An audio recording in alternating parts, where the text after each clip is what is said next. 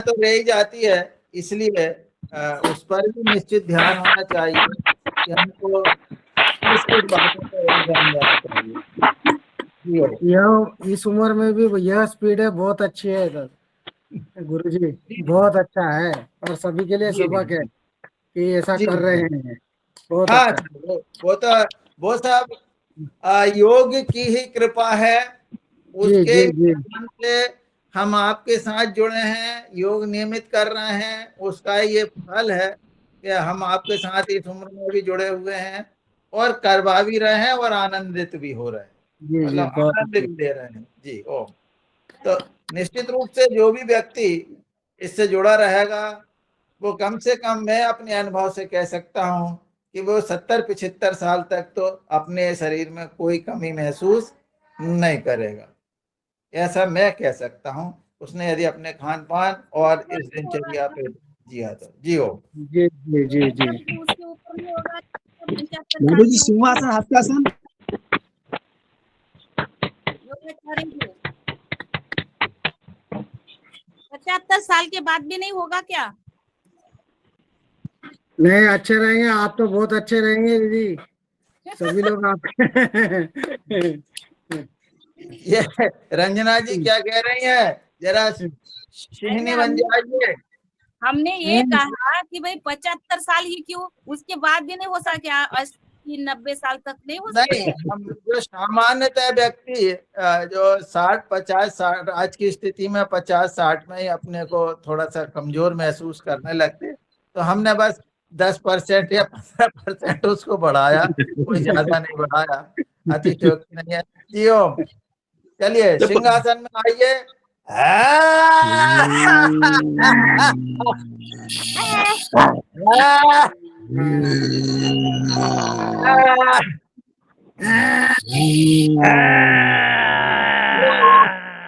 बहुत बढ़िया, बहुत बढ़िया, बहुत बढ़िया, बहुत बढ़िया, बहुत बढ़िया।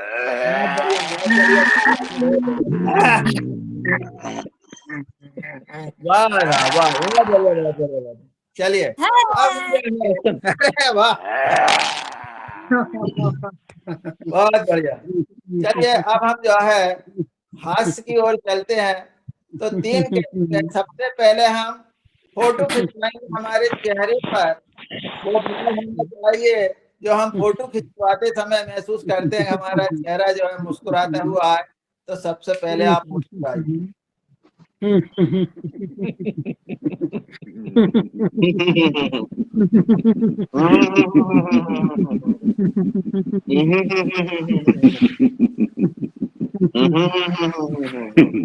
खिलखिलाइए। मुकेश जी कहाँ है? मुकेश जी डॉक्टर साहब भी नहीं है।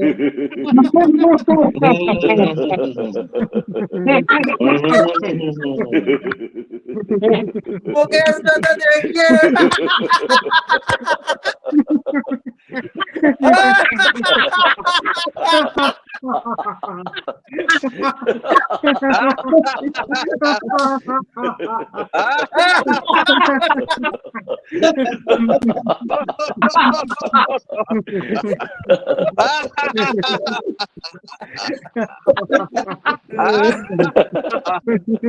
जी हो, जी हो, जी हो।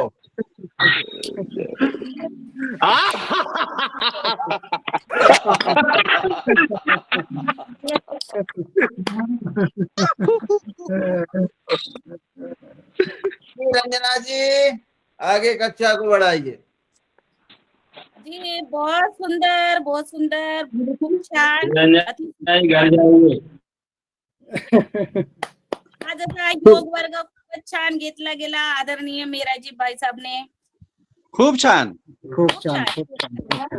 ओम जी ओम जी ओम, सभी ओम को ओम नमः सबको ओम। जी ओम। जय गुरु ओम।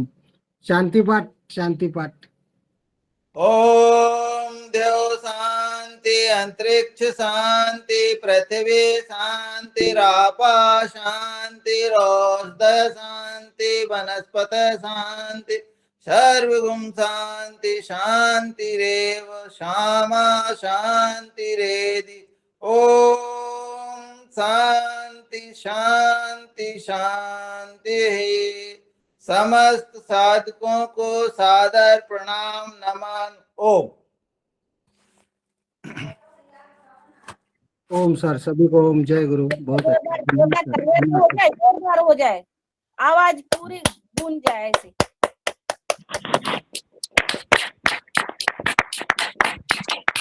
जी ओम, जी ओम, जी ओम।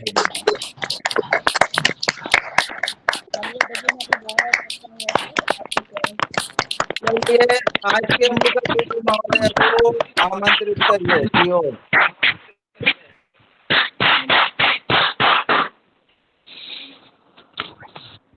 जी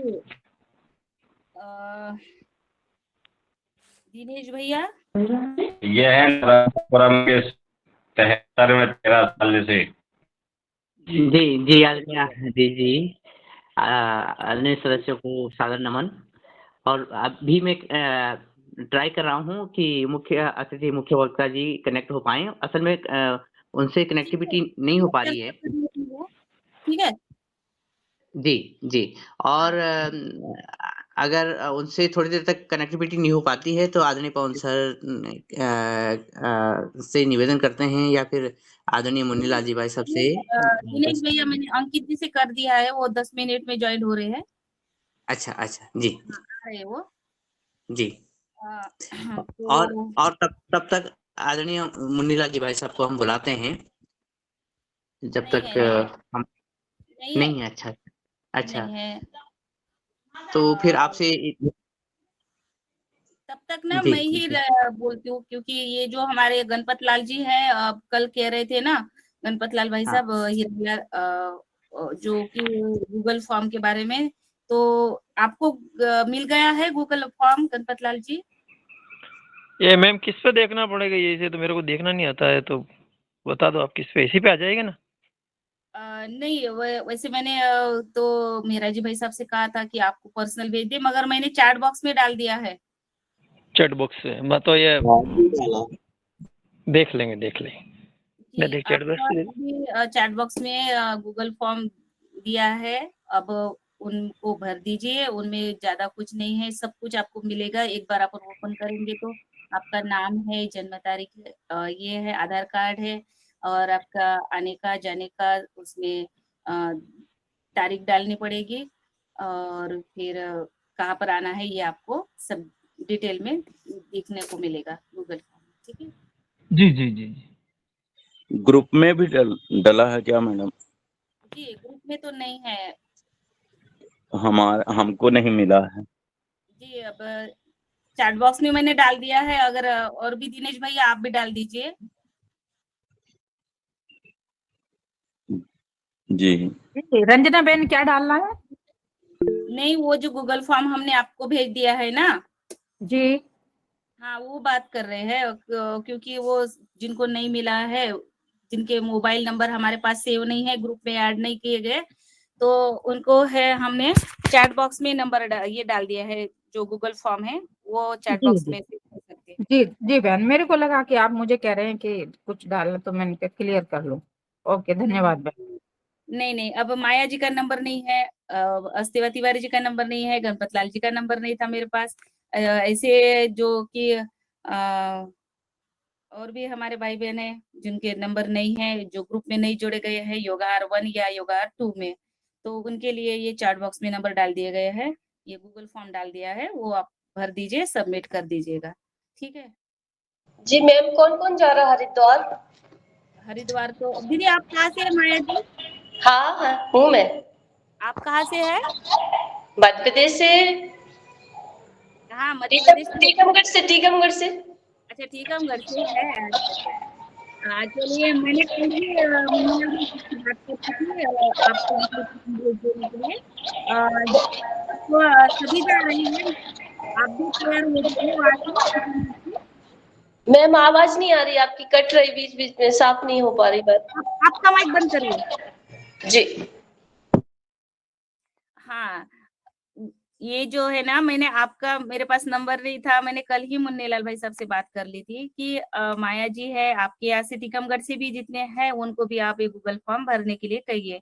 और हमारे योगाहार से बहुत सारे भाई बहन जुड़े हैं, और वो नए को भी है, आप तो अभी जुड़ रही है, आप सभी को सभी का स्वागत रहेगा हरिद्वार में। 3 साल हमारे पूरे हो रहे हैं योगा उत्सव के 2 मई को। तो आदरणीय श्री पवन कुमार सर ने हम सबको इनवाइट किया है हरिद्वार में, तो आप भी ये गूगल फॉर्म भर दीजिए और 1 तारीख को वहां पर जाना है, 2 और 3 का कार्यक्रम है और 4 तारीख को वापसी है।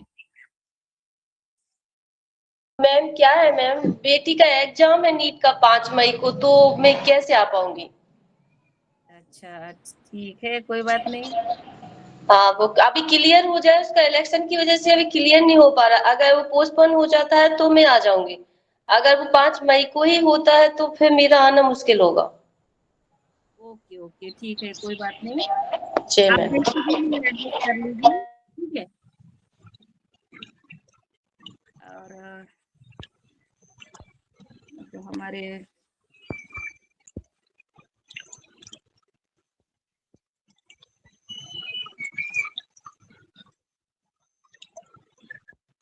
जी, मैं आगे आदरणीय दिनेश जी, दिनेश भैया जुड़ गए?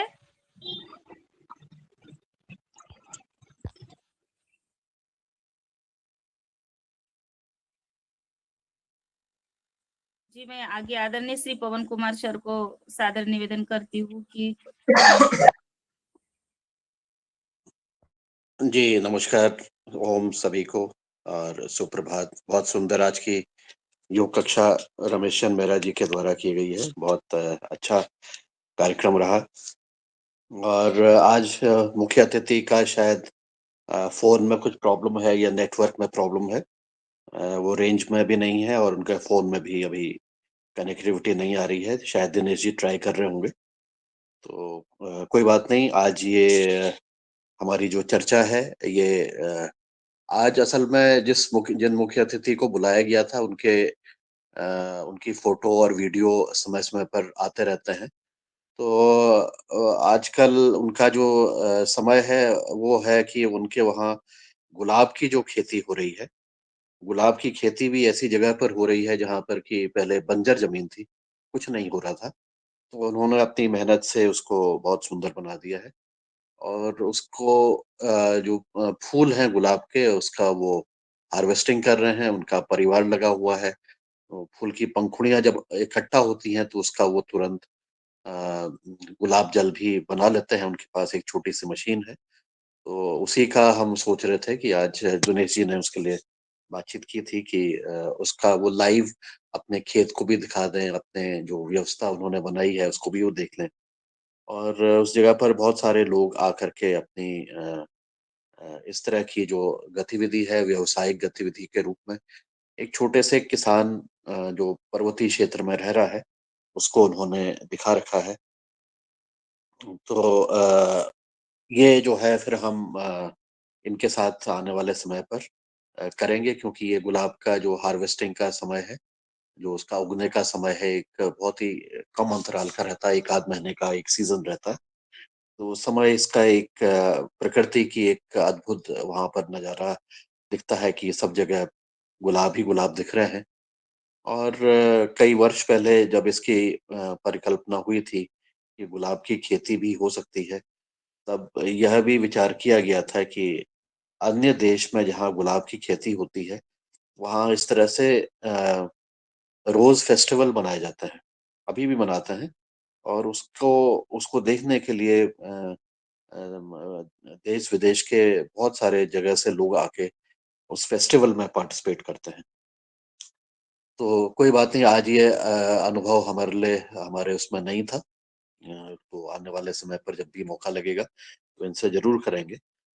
और दूसरी जो चर्चा हो रही है, वो हो रही है कि हम हरिद्वार में जो 3 वर्ष पूर्ण होने पर कई दिनों से बातचीत हो रही थी, तो इसकी संस्तुति हमें मिल गई थी आचार्य जी के से। तो जो भी साथी आ रहे हैं, वो गूगल फॉर्म अभी चैट बॉक्स में फिर से डाल दिया गया है।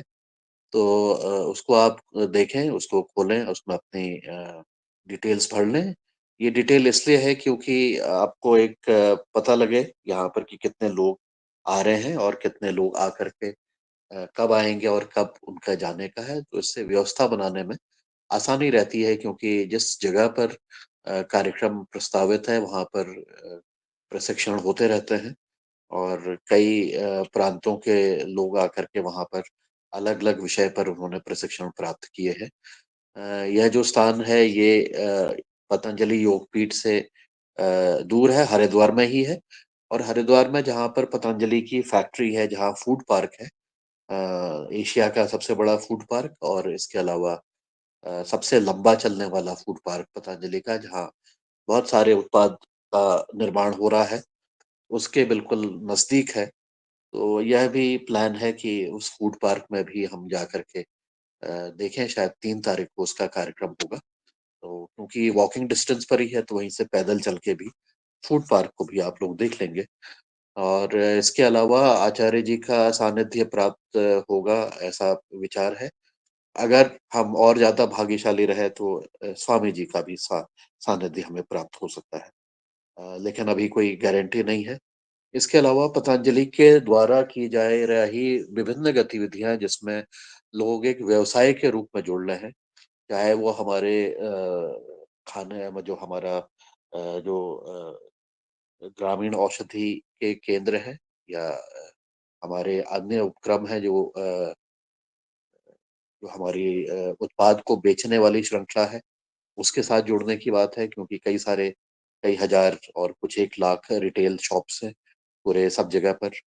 तो उनके साथ जुड़ें, वो उन ऐसे उनके साथ प्रस्तुतिकरण करने का भी प्लान है कि हम किस प्रकार से अपने कोई भी व्यक्ति एक व्यावसायिक रूप से पतंजलि के विभिन्न उपक्रमों के साथ जुड़ना चाहता है, तो उसके लिए भी उनके लिए सत्र रखे गए हैं। साथ ही हम अपनी बात योगाहार के जो अनुभव है उसको सुनाने और एक दूसरे के साथ बांटने का, और एक दूसरे को मिलने की जो अनुभूति है वो तो खैर है ही। और यह अनुभूति और ये अनुभव कि हम परोक्ष रूप से एक दूसरे को मिलने हैं। अभी तक के हमने एक दूसरे को केवल सुना है या संभवतः गूगल के माध्यम से देखा है, लेकिन अगर हम सीधे जाके मिलते हैं और अपने अनुभवों का आदान प्रदान करते हैं, अपनी बात कहते हैं, हम में से किसी को किसी के बारे में कोई चीज बहुत अच्छी लगी, जिसने हमें प्रभावित किया, जिसने हमारे जीवन में कुछ परिवर्तन आया है, तो ऐसे फिर लोगों से जब मिलेंगे तो वो अनुभूति अपने आप में अलग होती है। कई सारे हमारे साथी योग योग के माध्यम से अपने अनुभव बताते हैं, कुछ अपने वैचारिक अनुभव बताते हैं, कुछ अपने फील्ड में जो आपने काम किया है, खेत जमीनी स्तर पर जो काम किया है, या आपके सुझाव हैं, आपकी टिप्पणियां हैं, जो कि केवल ऑनलाइन मोड से मिल रही हैं। तो कितना सुंदर होगा कि एक दूसरे से मिल करके हम एक दूसरे को और करीबी से समझने का प्रयास करें। तो ये इसलिए 2 दिन का कार्यक्रम की अनुमति, जिसके ऊपर बहुत दिनों से चर्चा हो रही थी, उसको एक फाइनल रूप दिया गया है। कई सारे फॉर्म आ गए हैं, कई सारे फॉर्म में कुछ त्रुटियां हैं, कुछ कमियां हैं। तो हमारी टीम के एक सदस्य इन सारे फॉर्म्स को देख रही हैं, और हो सकता है आप में से जो अगर कोई त्रुटि है या कोई चीज स्पष्ट नहीं है, तो वो टेलीफोन से भी बातचीत करके फॉर्म को वो अपने स्तर से ठीक कर लेंगी। और फिर हमारे पास जब ये जानकारी हो जाती है तो उसके आधार पर आगे की व्यवस्था है, खाने की व्यवस्था है, खाने की बहुत अच्छी व्यवस्था वहाँ पर है। काफी अच्छा बड़ा सा हॉल और बड़ी सी वहाँ पर व्यवस्था है। 4 इसमें वो है, 4 ब्लॉक्स हैं, करीब 400-500 लोगों के रहने की व्यवस्था है। और इसमें हमने कहा था कि हो सकता है कि 100, 200, 300 लोग आ सकते हैं, तो जो भी लोग आएंगे उनका सबका स्वागत है। लेकिन हमें पूर्व में सूचना जरूर मिले। एक आखिरी मोमेंट पर कोई आ जाते हैं तो फिर खाने और बाकी सब व्यवस्थाओं में व्यवधान हो सकता है, इसलिए ये फॉर्म को बार बार डलवा रहे हैं। और फॉर्म का जब आ रहा है तो उसका अध्ययन भी कर रहे हैं कि फॉर्म में क्या लिखा है और क्या वहां पर कमी है, तो वहां पर धीरे धीरे उसको ठीक भी कर रहे हैं। इस फॉर्म में एक गूगल मैप भी दिया गया है कि आपके मन में कोई वो शंका हो कि मतलब मुझे कहाँ पर जाना है, कितने दूर है, वो फॉर्म का रास्ता गूगल मैप को दिया गया है। गूगल को आप जब क्लिक करेंगे तो आप मैप के माध्यम से आपको पूरा रास्ता के बारे में पता लग जाएगा कि किस रास्ते और किस जगह से हरिद्वार रेलवे स्टेशन से ये कितना दूर है और कहाँ से किस जगह पर स्थित है। तो एकदम हमारी जो फूड पार्क है उससे बगल में ये ट्रेनिंग सेंटर के रूप में वहाँ पर उपलब्ध रहेगा। तो हम एक्सपेक्ट कर रहे हैं कि हमारे नियमित जुड़ने वाले जो साथी जो उपलब्ध भी हैं और जिनके वहाँ कोई ऐसा विशेष काम नहीं है, वो ज़रूर इस कार्यक्रम में शामिल होंगे। तो ये इसके बारे में चर्चा मुझे जो करनी थी, वो हो गई है। इसमें अगर किसी के प्रश्न हैं, तो आप पूछ भी सकते हैं और अगर नहीं है, तो अगर हमारे मुख्य अतिथि आज उपस्थित नहीं हो पाए हैं, तो हम कोई बात नहीं, हम दूसरी चर्चा करेंगे और आगे बहुत सारी जो चीज़ें हैं बहुत सारे हमने बातचीत करनी है। मुझे आज आज हमारे साथ में भगवान दास कुशवाहा भी हैं, तो उनसे भी मुझे पूछना है कि उनका हाल-चाल क्या है, वो अपने बारे में बताएँ। तो उसके बारे में उनकी कैसी अब कैसा वो अनुभव कर रहे हैं, क्या उनके वो है, तो ये भी वो बताएँगे। तो एक-एक करके फिर मेरा हम जी भाई साहब का हैंड राइज है सर। जी, जी, जी, मैं उसी पर ही आ रहा हूँ। तो मैं अब रमेशन मेहरा जी, आप मंच को जी ओम सर, जैसे जी। हम लोगों ने जो है दिल्ली से हम लोग बस से आएंगे, तो हमको अपने पतंजलि के फेज 1 में उतरना है या वहां से बस स्टैंड से ही हमको साधन मिलेंगे? क्योंकि हम लोगों का रिजर्वेशन दिल्ली तक है, वहां से हमको बस से आना है। जी, जी, जी। मैं आपको ना बस स्टेशन पर आना है, इसलिए मैंने मैप डाल रखा है कि आपको फ़ेज़ 1 पर नहीं उतरना है और आपको सीधे बस स्टेशन और रेलवे स्टेशन एक-दूसरे के आमने-सामने हैं।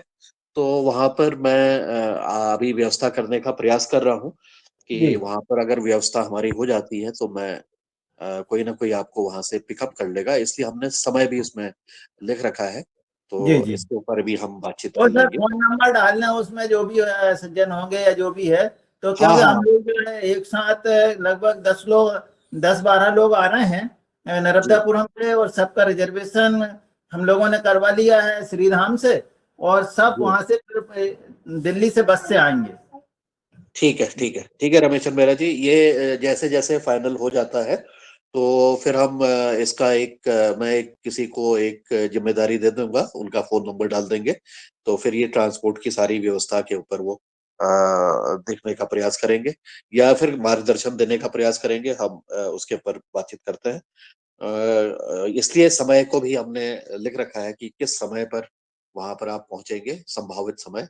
कभी बस, ट्रेन लेट भी हो सकती है, तो इसलिए एक संभावित समय वहाँ पर डाल रखा है। तो इसके ऊपर फिर हम बातचीत करेंगे, एक-एक करके फिर हम बातचीत करते हैं आगे और बहुत सारे अब हैंड रेज़्ड हो गए हैं। रमेश चंद जी, मेहरा जी आपका हो गया है, आपके प्रश्न अगर हो गए हैं तो आप हैंड को रेज़ जो हुआ है इसको नीचे कर लीजिएगा, फिर मैं ओंकार नाथ जी से संवाद करते हैं। जी, ओंकार नाथ जी।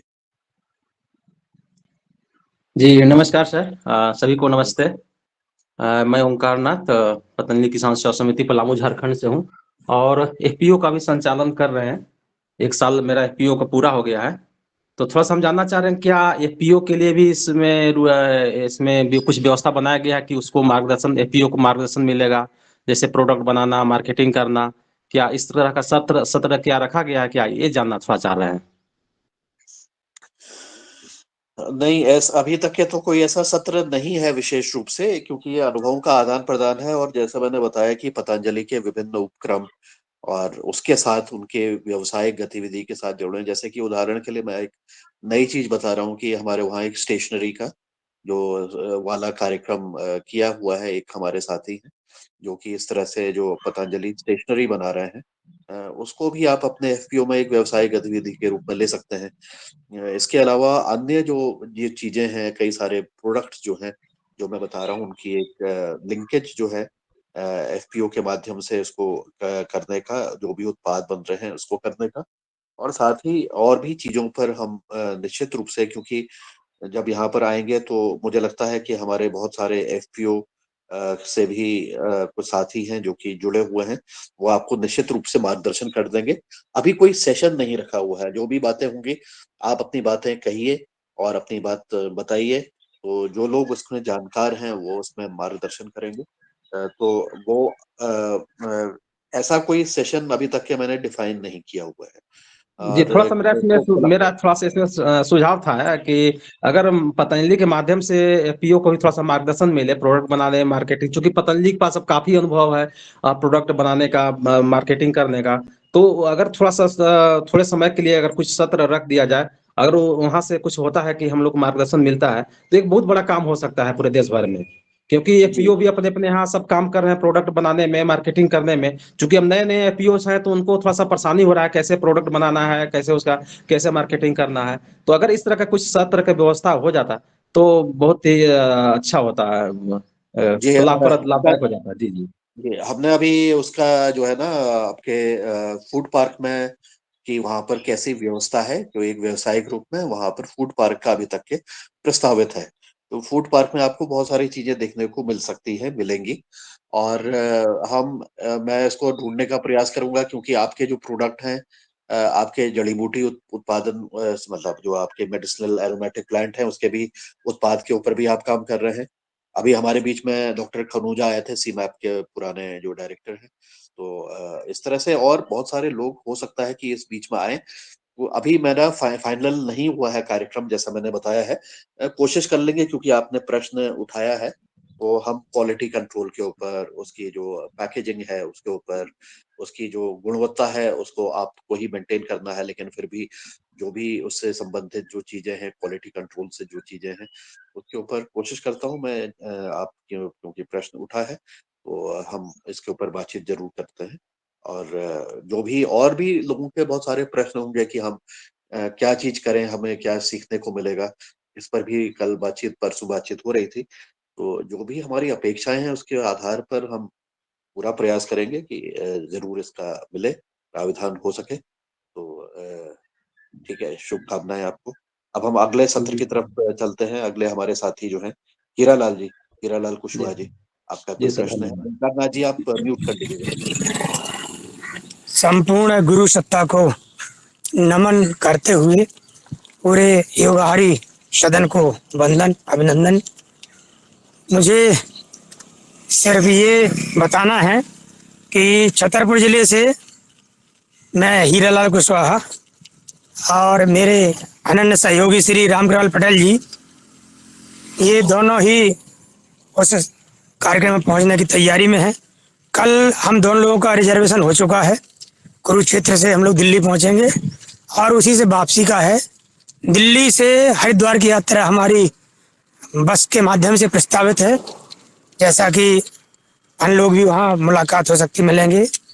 और पदार्था तक हम जा चुके हैं, देखा हुआ है, लेकिन हमारी अपेक्षा ये है कि जो फूड पार्क है अपना हर्बल गार्डन का है पदार्था में, उसको थोड़ा और करीब से देखने का अवसर मिले। अंदर जाके पूरी व्यवस्था है तो और अच्छा हमारा अनुभव रहेगा और खुशी होगी। यही सूचना देना थी। ओम प्रणाम। जी, धन्यवाद, धन्यवाद जी। अब आगे मिथिलेश जी, आपका हैंड रेज्ड। जी ओम। सदन में सभी भाई बहनों को मेरा प्रणाम। और जैसे कि अभी चर्चा चल रही है हमारी हरिद्वार पहुंचने के लिए, तो मेरी भी यही जिज्ञासा है कि जैसे हम पहुंचेंगे तो संभवतः हम बस के द्वारा ही आएंगे और 10 लोगों के आसपास हम आ जाएंगे। और संख्या तो और भी बढ़ सकती है, लेकिन इतने तो हमने रख ली है कि 10 लोग हम पहुंचेंगे जी। और यही कि जैसे रमेश चंद मेहरा जी का भी सवाल था कि फेज 1 पे उतरे हैं या फेज 2 पे, वो तो वहीं मेरा सोल हो गया था। लेकिन थोड़ा सा वही रहेगा कि रास्ते का लग रहा है कि हम उस स्थान पे पहले कभी गए नहीं, तो इसी से संबंधित मेरी जिज्ञासा थी जी, ये कि जी पहुंचने में मिथिलेश जी, कोई दिक्कत ना हो। जी, हाँ, उसमें आप अपना फॉर्म भर लीजिए, अपने संभावित समय को आप लिख लीजिएगा। तो उसके आधार पर वो व्यवस्था करने का प्रयास कर रहे हैं वो सर। जो आपका संभावित समय है ना, हम उसी को फॉलो करने की कोशिश करेंगे सर। तो जो आपने संभावित समय डाला है गूगल पे, उस पे फॉर्म पे, वो क्या होगा? वैसे मैं उसमें पढ़ लूंगी खोल के? नहीं, नहीं, संभावित समय आपने डालना है, हमने नहीं डालना है। आप अपना जी, जी। प्लानिंग करिएगा ना कि हम मुज़फ़्फ़रनगर से लगभग इतने बजे चलेंगे, 3 बजे चलेंगे, मुझे 2 जी, घंटे लग जाएँगे वहाँ पर स्टेशन में, तो आप 5 बजे का डालिएगा। जी, जी। हाँ, वही हम 3 बजे के आस-पास ही मुज़फ़्फ़रनगर से चलेंगे। अच्छा, वाह! जी। मैंने समय बिल्कुल सही क्योंकि नहीं, प्रिडिक्ट नहीं, कर क्योंकि दिया था। शाम के समय पहुँचने का दिया है हाँ, ना कि भाई हाँ। शाम के समय तक बिल्कुल, बिल्कुल। पहुँचना है, तो वो फिर हम 3 बजे चलेंगे तो हम शाम के समय तक पहुँच जाएँगे। बिल्कुल, बिल्कुल। तो आप ऐसे ही प्लानिंग करके उसमें डाल दीजिएगा संभावित अच्छा, 5 हम ही बजे को का जो डालना है समय वो। आपको जी, ही जी। डालना है, हमने नहीं डालना है उसको। जी, जी, जी, सर धन्यवाद। ठीक है, ठीक। धन्यवाद। जी। जी, कल्पना जी, आपका प्रश्न। जी, सदन को नमन। धन्यवाद सर जी।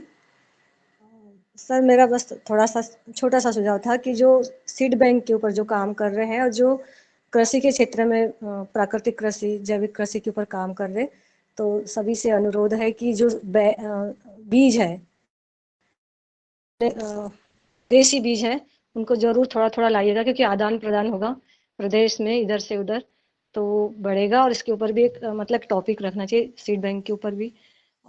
आदान-प्रदान भी करेंगे और एफपीओ के लिए जैसे बालाघाट से मुरली मनोहर जी जो श्रीवास्तव जी आ रहे हैं, तो एफपीओ का भी अगर एक ऐसे टॉपिक रखेंगे तो डिस्कशन भी होगा और एक मंथन होगा। बस ये मुझे तो बीज के ऊपर बात करनी थी कि वो लाएँगे ज़रूर जिनके पास हो। बस इतना सा। धन्यवाद सर जी। जी। जी, धन्यवाद कल्पना जी। तो बीज वाला बहुत सुंदर सत्र है। साथ में हमने पहले भी चर्चा की थी कि इसके ऊपर जो भी साथी अपने साथ बीज लाएँ, आदान-प्रदान करने के लिए या उसको अगर वो बेचना भी चाहते हैं तो उसको करें। तो जो भी लाएँगे, जो भी तैयारी कर रहे हैं, आने की तैयारी है, वो अपने साथ ज़रूर इसको बीज को लाएँ और आदान-प्रदान करें। और बीज के ऊपर भी डॉक्टर विनोद भट्ट भी हैं हमारे बीच में, उनका भी अगर वो आ रहे हैं तो उनका भी स्वागत है। तो हम बीज के ऊपर विशेष रूप से जो हम बातचीत करना चाहते हैं, तो हम निश्चित रूप से कर सकते हैं। और इसका जो जैविक बीज के ऊपर डॉक्टर भट्ट का भी अगर कोई विचार है, तो वो भी शेयर कर लेंगे, तो बहुत अच्छा रहेगा। तो आगे अब डॉक्टर दुबे अपनी बात आप बताइएगा, आपका हैंड रेज़्ड है। धन्यवाद सर। कल महाराष्ट्र से 3 लोगों का रिजर्वेशन हो गया। मैं प्रोफेसर गुलांडे और नेहा मैडम। नेहा मैडम हालांकि वो दूसरे ट्रेन से आने की बात कर रही थी, तो खैर ठीक है, वो उनका हो गया होगा। और पवन मिश्रा जी जो है, पवन मिश्रा जी से भी बात होगी, तो वो भी शाम को रिजर्वेशन करने वाले थे, तो मुझे आइडिया नहीं, कंफर्म हुआ नहीं हुआ। और गजानन बाजड़ जी, उनके एफपीओ के कुछ लोगों को लेके आने की बात कर रहे हैं। वो बात अभी कंफर्म होने की है। सर मेरा सुझाव था कि वहाँ पे 2-3 चीजों के बारे में अगर हमको जानकारी मिलती है सभी को, तो बहुत अच्छी रहेंगी। एक तो भारतीय शिक्षा परिषद जो अपन ने बोर्ड खोला है, तो अपने अपने एरिया में इसको किस तरह से जोड़ा जा सकता है। अलग अलग इसके तो भारतीय शिक्षा परिषद के बारे में वहाँ पे जानकारी देवे कि किस तरह से सभी लोग अलग अलग राज्यों में जुड़ सकते हैं। एक दूसरी चीज कि कई लोगों हमको पूछते रहते और सभी को पूछते रहते कि भाई पतंजलि जो परचेस करता है, चाहे जड़ी बूटी का हो और भी इसका हो, तो ये परचेसिंग ऑफिसर्स या परचेसिंग चैनल जो है, तो उनके कांटेक्ट नंबर्स या जो भी है, तो उसकी अगर व्यवस्था कैसे होती है, इसके बारे में अगर वहाँ पे कोई 5-10 मिनट में अगर बात करते हैं कि परचेसिंग की सुविधा पतंजलि में कैसे होती है, तो उसके बारे में जानकारी मिले तो अच्छा रहेगा। और तीसरे कुछ लोग हमारे युवा युवतियां पूछते रहती है कि पतंजलि में अगर हमको सेवा देना है 2 महीना 4 महीना अलग अलग जगह पे या एक प्रोबेशन के ट्रेनिंग लेने के हिसाब से, तो हम ट्रेनिंग की फैसिलिटी बोलो या 2-4 महीने की 6 महीने की अगर सेवा देना है, तो इसके बारे में क्या व्यवस्थाएं है, तो उसके बारे में भी अगर जानकारी मिलती है तो अच्छा रहेगा। मैं 1 तारीख को आने वाला हूँ, गूगल फॉर्म में हमने लिख दिया है। मॉर्निंग में हम हरिद्वार स्टेशन पे आएंगे और वहां से फिर जो भी व्यवस्था बनेगी आ जाएंगे। और 4 तारीख को शाम को हमारी सॉरी 2-3 हाँ 4 तारीख को रात की हमारी ट्रेन है, जिससे हम लौटेंगे। धन्यवाद। धन्यवाद डॉक्टर दुबे। आपके जो हैं बहुत सारे एक्सपेक्टेशन सब जितने भी हैं, मेरी रिक्वेस्ट होगी आप अपने जो एक्सपेक्टेशंस हैं लिख लीजिएगा और मुझे व्हाट्सएप कर लीजिएगा इसको, या जो भी वो होंगे। तो मैं आपके साथ अलग भी से भी बातचीत करूँगा, ये सब व्यवस्थाएँ को करने में, ऑर्गेनाइज करने में भी और उसको आपका इम्प्लीमेंट करने पर भी, उसमें मैं आपके साथ अलग से भी बातचीत करूंगा। और अब नेक्स्ट जो है वो है हमारे अस्तित्व जी, उसमें आपकी अपनी बात। जी ओम सदन को प्रणाम, आपको भी प्रणाम। मेरा ये एक क्वेश्चन तो सर ने पूछ लिया। मैं भी शिक्षा परिषद के विषय में जानना चाह रहा था, कैसे हम यहाँ अपने क्षेत्र में इसको ऑर्गेनाइज कर सकते हैं। दूसरा, बीज वाला भी हो ही गया है सर। ये हम 3 लोग आ रहे हैं, एक मध्य प्रदेश से, 2 लोग प्रयागराज उत्तर प्रदेश से। और मैन्युफैक्चरिंग के विषय में थोड़ा देखना चाह रहे थे। ये हमारे साथी जो है बहुत उत्सुक हैं, तो आपने कहा कि फूड पार्क के पास ही है, हम लोग चलेंगे। बहुत बहुत धन्यवाद। जी जी धन्यवाद। अभी और जानकारी अभी और भी देंगे इसमें, मुन्नीलाल जी देंगे, लेकिन उससे पहले मन्ने सिंह जी का हैंड रेज्ड है, तो मन्ने सिंह जी आप अनम्यूट होकर के अपनी बात कहिए। जी सर, प्रणाम सभी को। मेरा ऐसा सुझाव है कि अपने 3 वर्ष तक लगातार जो योगा क्लास चली है, उसमें कोई ऐसा विशेष अतिथि अपनी नज़र में हो सभी की, कि उसको बुलाने से अपन को अधिक मार्गदर्शन वहाँ पे मिल सकता है। ऐसे लोगों को हम सभी ध्यान में रखते हुए उनको आमंत्रित करें। और कल श्याम सुंदर पालीवाल जी का नंबर, आपका नंबर पालीवाल जी ने मांगा था, तो मैंने उनको दे दिया था। आपके उनसे वार्तालाप हुई क्या सर? नहीं, अभी ये बातचीत नहीं हुई उनसे। हाँ, आपको कॉल आएगा। वो पूछ रहे थे कि मेरे को भी चलना है और वहाँ रुकना है 1 हफ्ता के करीब वहाँ पे, अच्छा। इस विषय। तो रंजित सिंह बिलवाड़ा वाले एक सीकर से, कान सिंह जी है उनको, और श्याम सुंदर पालीवाल जी को, ऐसे लोगों को मैंने फॉर्म भी सेंड कर दिया है, उनको नंबर भी दे दिया है। फिर उनसे एक बार आपका संपर्क हो जाए तो ज़्यादा उचित रहेगा जी सर। हूँ जी मेरे पास है, श्याम सुंदर पालीवाल जी का नंबर मेरे पास है। मैं आज स्वयं ही उनसे बातचीत कर लूंगा और उनसे पूछ लूंगा वो क्या, उनकी क्या अपेक्षाएं हैं, और जी जी अकॉर्डिंग मैं बातचीत कर लूंगा। जी, धन्यवाद। जी जी धन्यवाद। मैं अब सत्र आगे सौंपना चाहता हूं, लेकिन मेरे मन में प्रश्न था कि भगवान दास कुशवाहा जी, आप अगर मेरी बात सुन रहे हैं तो आप भी अपनी बात बताइएगा। जी, सदन को ओम प्रणाम वंदन। और अब मैं स्वस्थ हो रहा हूँ धीरे धीरे, मेरी बीमारी कम हो रही है। अभी 3 दिन से जो खांसी की समस्या थी वो लगभग समाप्त होने की ओर है, और पतंजलि की दवा ले रहा हूँ। और साथ में अभी हिमाचल गया था 1 हफ्ते पहले, तो वो भी चालू है। तो दोनों दवाएं चल रही और मुझे राहत हो रही है। और थोड़ा और स्वास्थ्य में सुधार होता है तो मैं भी आने की कोशिश करूंगा आपके कार्यक्रम में। और आप सब लोगों का आशीर्वाद है मेरे साथ, तो मैं जल्द ठीक होऊंगा। जी ओम। जी जी धन्यवाद भगवान दास जी। भगवान दास जी जब से योगाहार कार्यक्रम चल रहा था, नियमित रूप से कोई ना कोई टिप्स हमें जरूर देते थे। नियमित रूप से रोज उनकी टिप्स होती थी, तो इसलिए आज इस अवसर पर मुझे उनकी बड़ी याद भी आ रही थी कुछ दिनों से।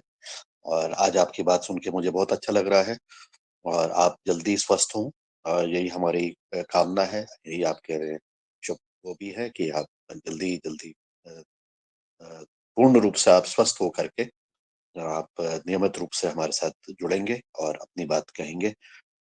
इसके साथ ही अब आगे का जो हमारा सत्र है वो मुन्नीलाल जी का अब हैंड रेज्ड है। मैं उनसे अनुरोध करता हूँ कि उनको, उन्होंने जो कल बात कही थी, जो कल बात छूट गई थी, उसको वो आगे बताएं और कार्यक्रम को आगे लेके चलें। जी धन्यवाद। धन्यवाद सर। सदन को प्रणाम। और बहुत सुंदर मार्गदर्शन आदरणीय पवन कुमार जी का हम सबको मिल रहा था। और हम सबके मन में जो जिज्ञासाएं थी कि योगाहार कार्यक्रम का 3 वर्ष होने पर हमारे उत्सव में क्या क्या कार्यक्रम रहेगा, आप सबके सुझाव भी आ रहे थे और उनका समाधान भी आदरणीय पवन कुमार सर जी के द्वारा किया जा रहा था।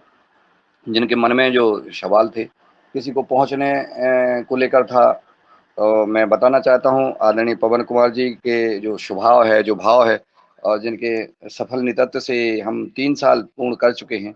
एक उनके अंदर ममत्व का भी भाव है, मित्र का भी भाव है और एक जो सेनापति होता है, वो भी भाव है। तो आप जब मैं हरिद्वार में था ही लगभग वहाँ पे महत्वपूर्ण बैठकें भी हुई हैं और आदरणीय पवन कुमार जी के साथ उन्होंने जब ट्रेन में बिठाल दिया, तभी वो अपने गंतव्य को गए हैं। मुझे सुविधाजनक यात्रा मेरी हुई, मैं वापस टीकमगढ़ आ गया और उस समय रास्ते में चर्चाएँ होती रहीं। तो ऐसे में सदन को प्रयास करेंगे आदरणीय जो आगंतुक हैं, जिनके पास जो ट्रेन से आ रहे हैं, रेलवे स्टेशन आ रहे हैं, उनके कन्फर्म हो जाए कि वो कितने बजे तक आ रहे हैं। वो टिकट के माध्यम से कन्फर्म हो जाएगा या ये व्यवहार में मैसेज डालेंगे कि मैं इतने बजे हरिद्वार उतरूँगा।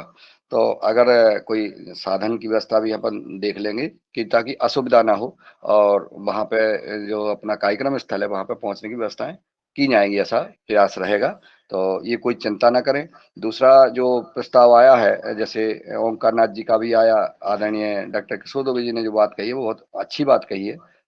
उन्होंने तिवारी जी ने भी जो बोला है, भारतीय शिक्षा बोर्ड के बारे में जो उनके चेयरमैन हैं आदरणीय एनपी सिंह जी, उनको अपन आमंत्रित करेंगे। अभी हम और आदरणीय पवन कुमार जी इस विषय पर चर्चा कर लेते हैं, उनको आमंत्रित कर लेंगे तो उनका एक मार्गदर्शन हम सबको मिल जाएगा। तो ये भी हो जाएगा। दूसरा चूँकि जो योगाहार के जो विषय हैं, उस पर भी चर्चाएँ लगभग मिनट टू मिनट कार्यक्रम आदरणीय पवन कुमार जी बना रहे हैं।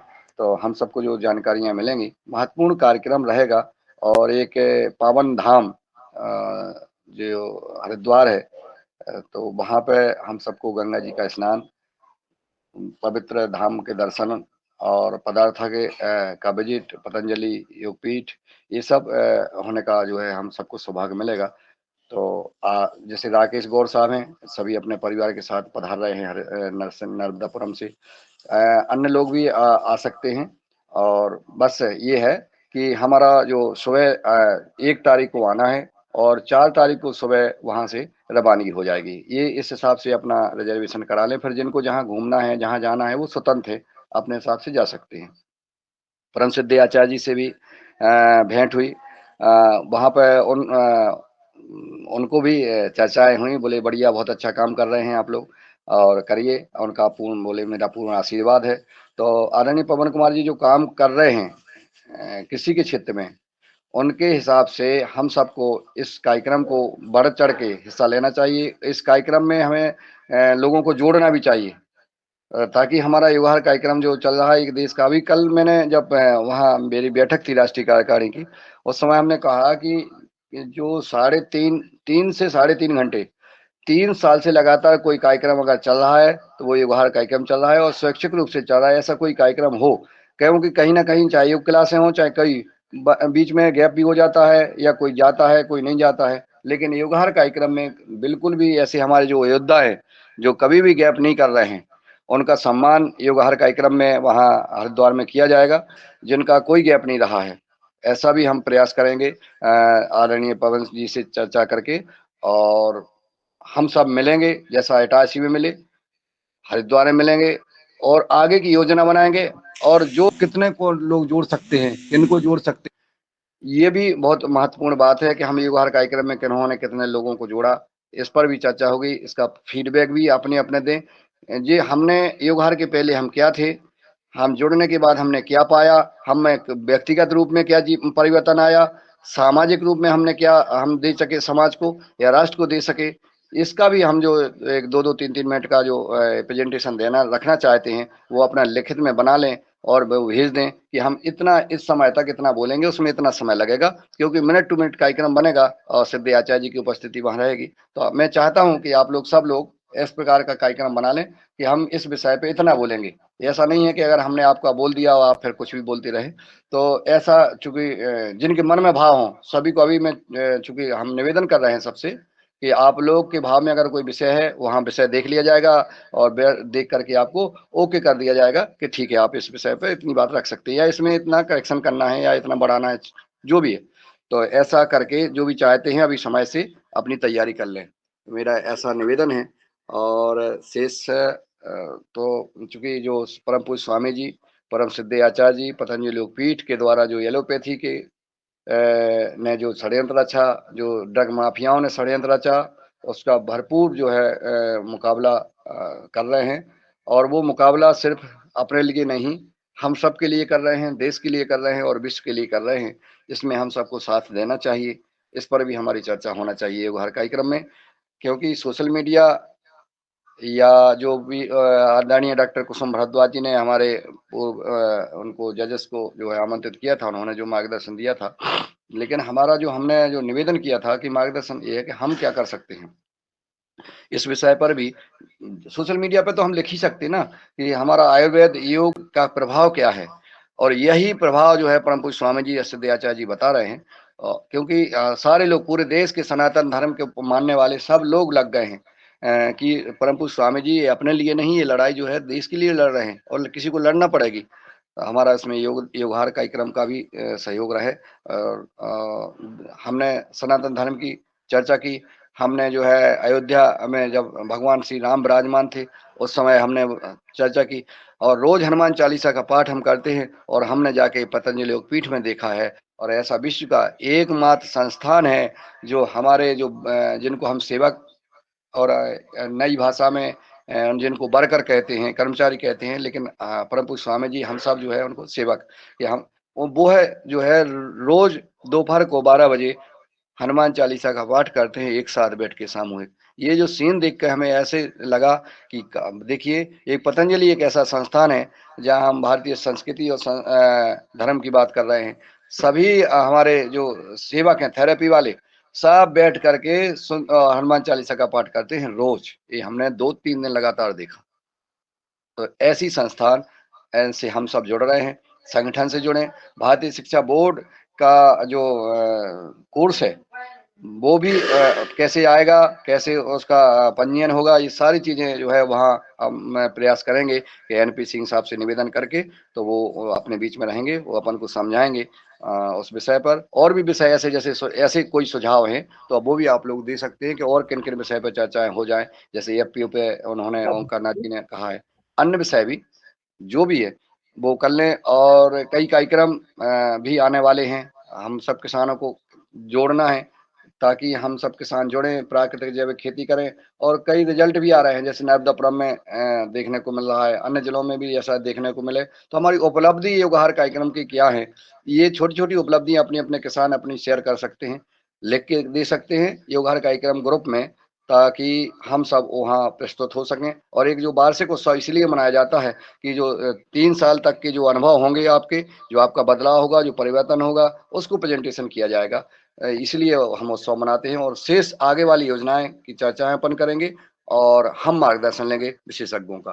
तो इस पर अगर किसी का कोई जो है सुझाव हो, मार्गदर्शन हो, इस पर भी आप चर्चा कर सकते हैं। आदरणीय पवन कुमार जी का कुशल नेतृत्व हमारे लिए मार्गदर्शन तो करता ही है, साथ में हम जो भी कार्य करते हैं वो प्रमाणित के साथ और एक दर्पण के रूप में कि हम सब स्वैच्छिक रूप से जो कार्य कर रहे हैं, जिसमें बिल्कुल सब पारदर्शी होता है और एक एक चीज जो है वो एक एक बिंदु पर वह चर्चा करते हैं जो हम सब ने वहाँ जाके की। और आप लोगों के मन की इच्छा थी कि परम सिद्ध आचार्य जी का, स्वामी जी का आशीर्वाद मिले और एक पीठ हरिद्वार में यह कार्यक्रम हो। तो आप लोगों के मन के भाव और सब आप लोगों की जो इच्छा थी वह पूर्ण हुई। और योगहार कार्यक्रम के सदस्यों की हर इच्छा पूर्ण होती है ऐसा, क्योंकि आप जो है स्वैच्छिक रूप से निस्वार्थ भाव से इस कार्य में लगे हुए हैं। यह कार्य में जुड़ करके आप एक पुण्य का काम कर रहे हैं, आप एक अनुष्ठान भी कर रहे हैं, क्योंकि अनुष्ठान ये है कि हम निरंतर जुड़े हैं।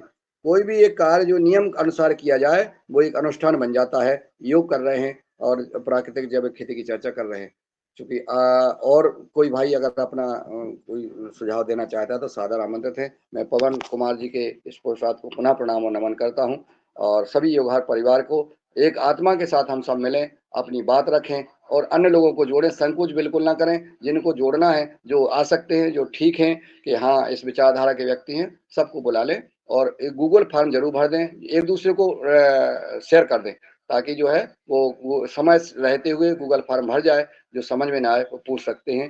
मैं अपनी यही बात रखना चाहता था। और प्रभारी मैं महोदय जी, जी और प्रभारी जी महोदय जी, आदरणीय बने सिंह जी क्या कह रहे हैं?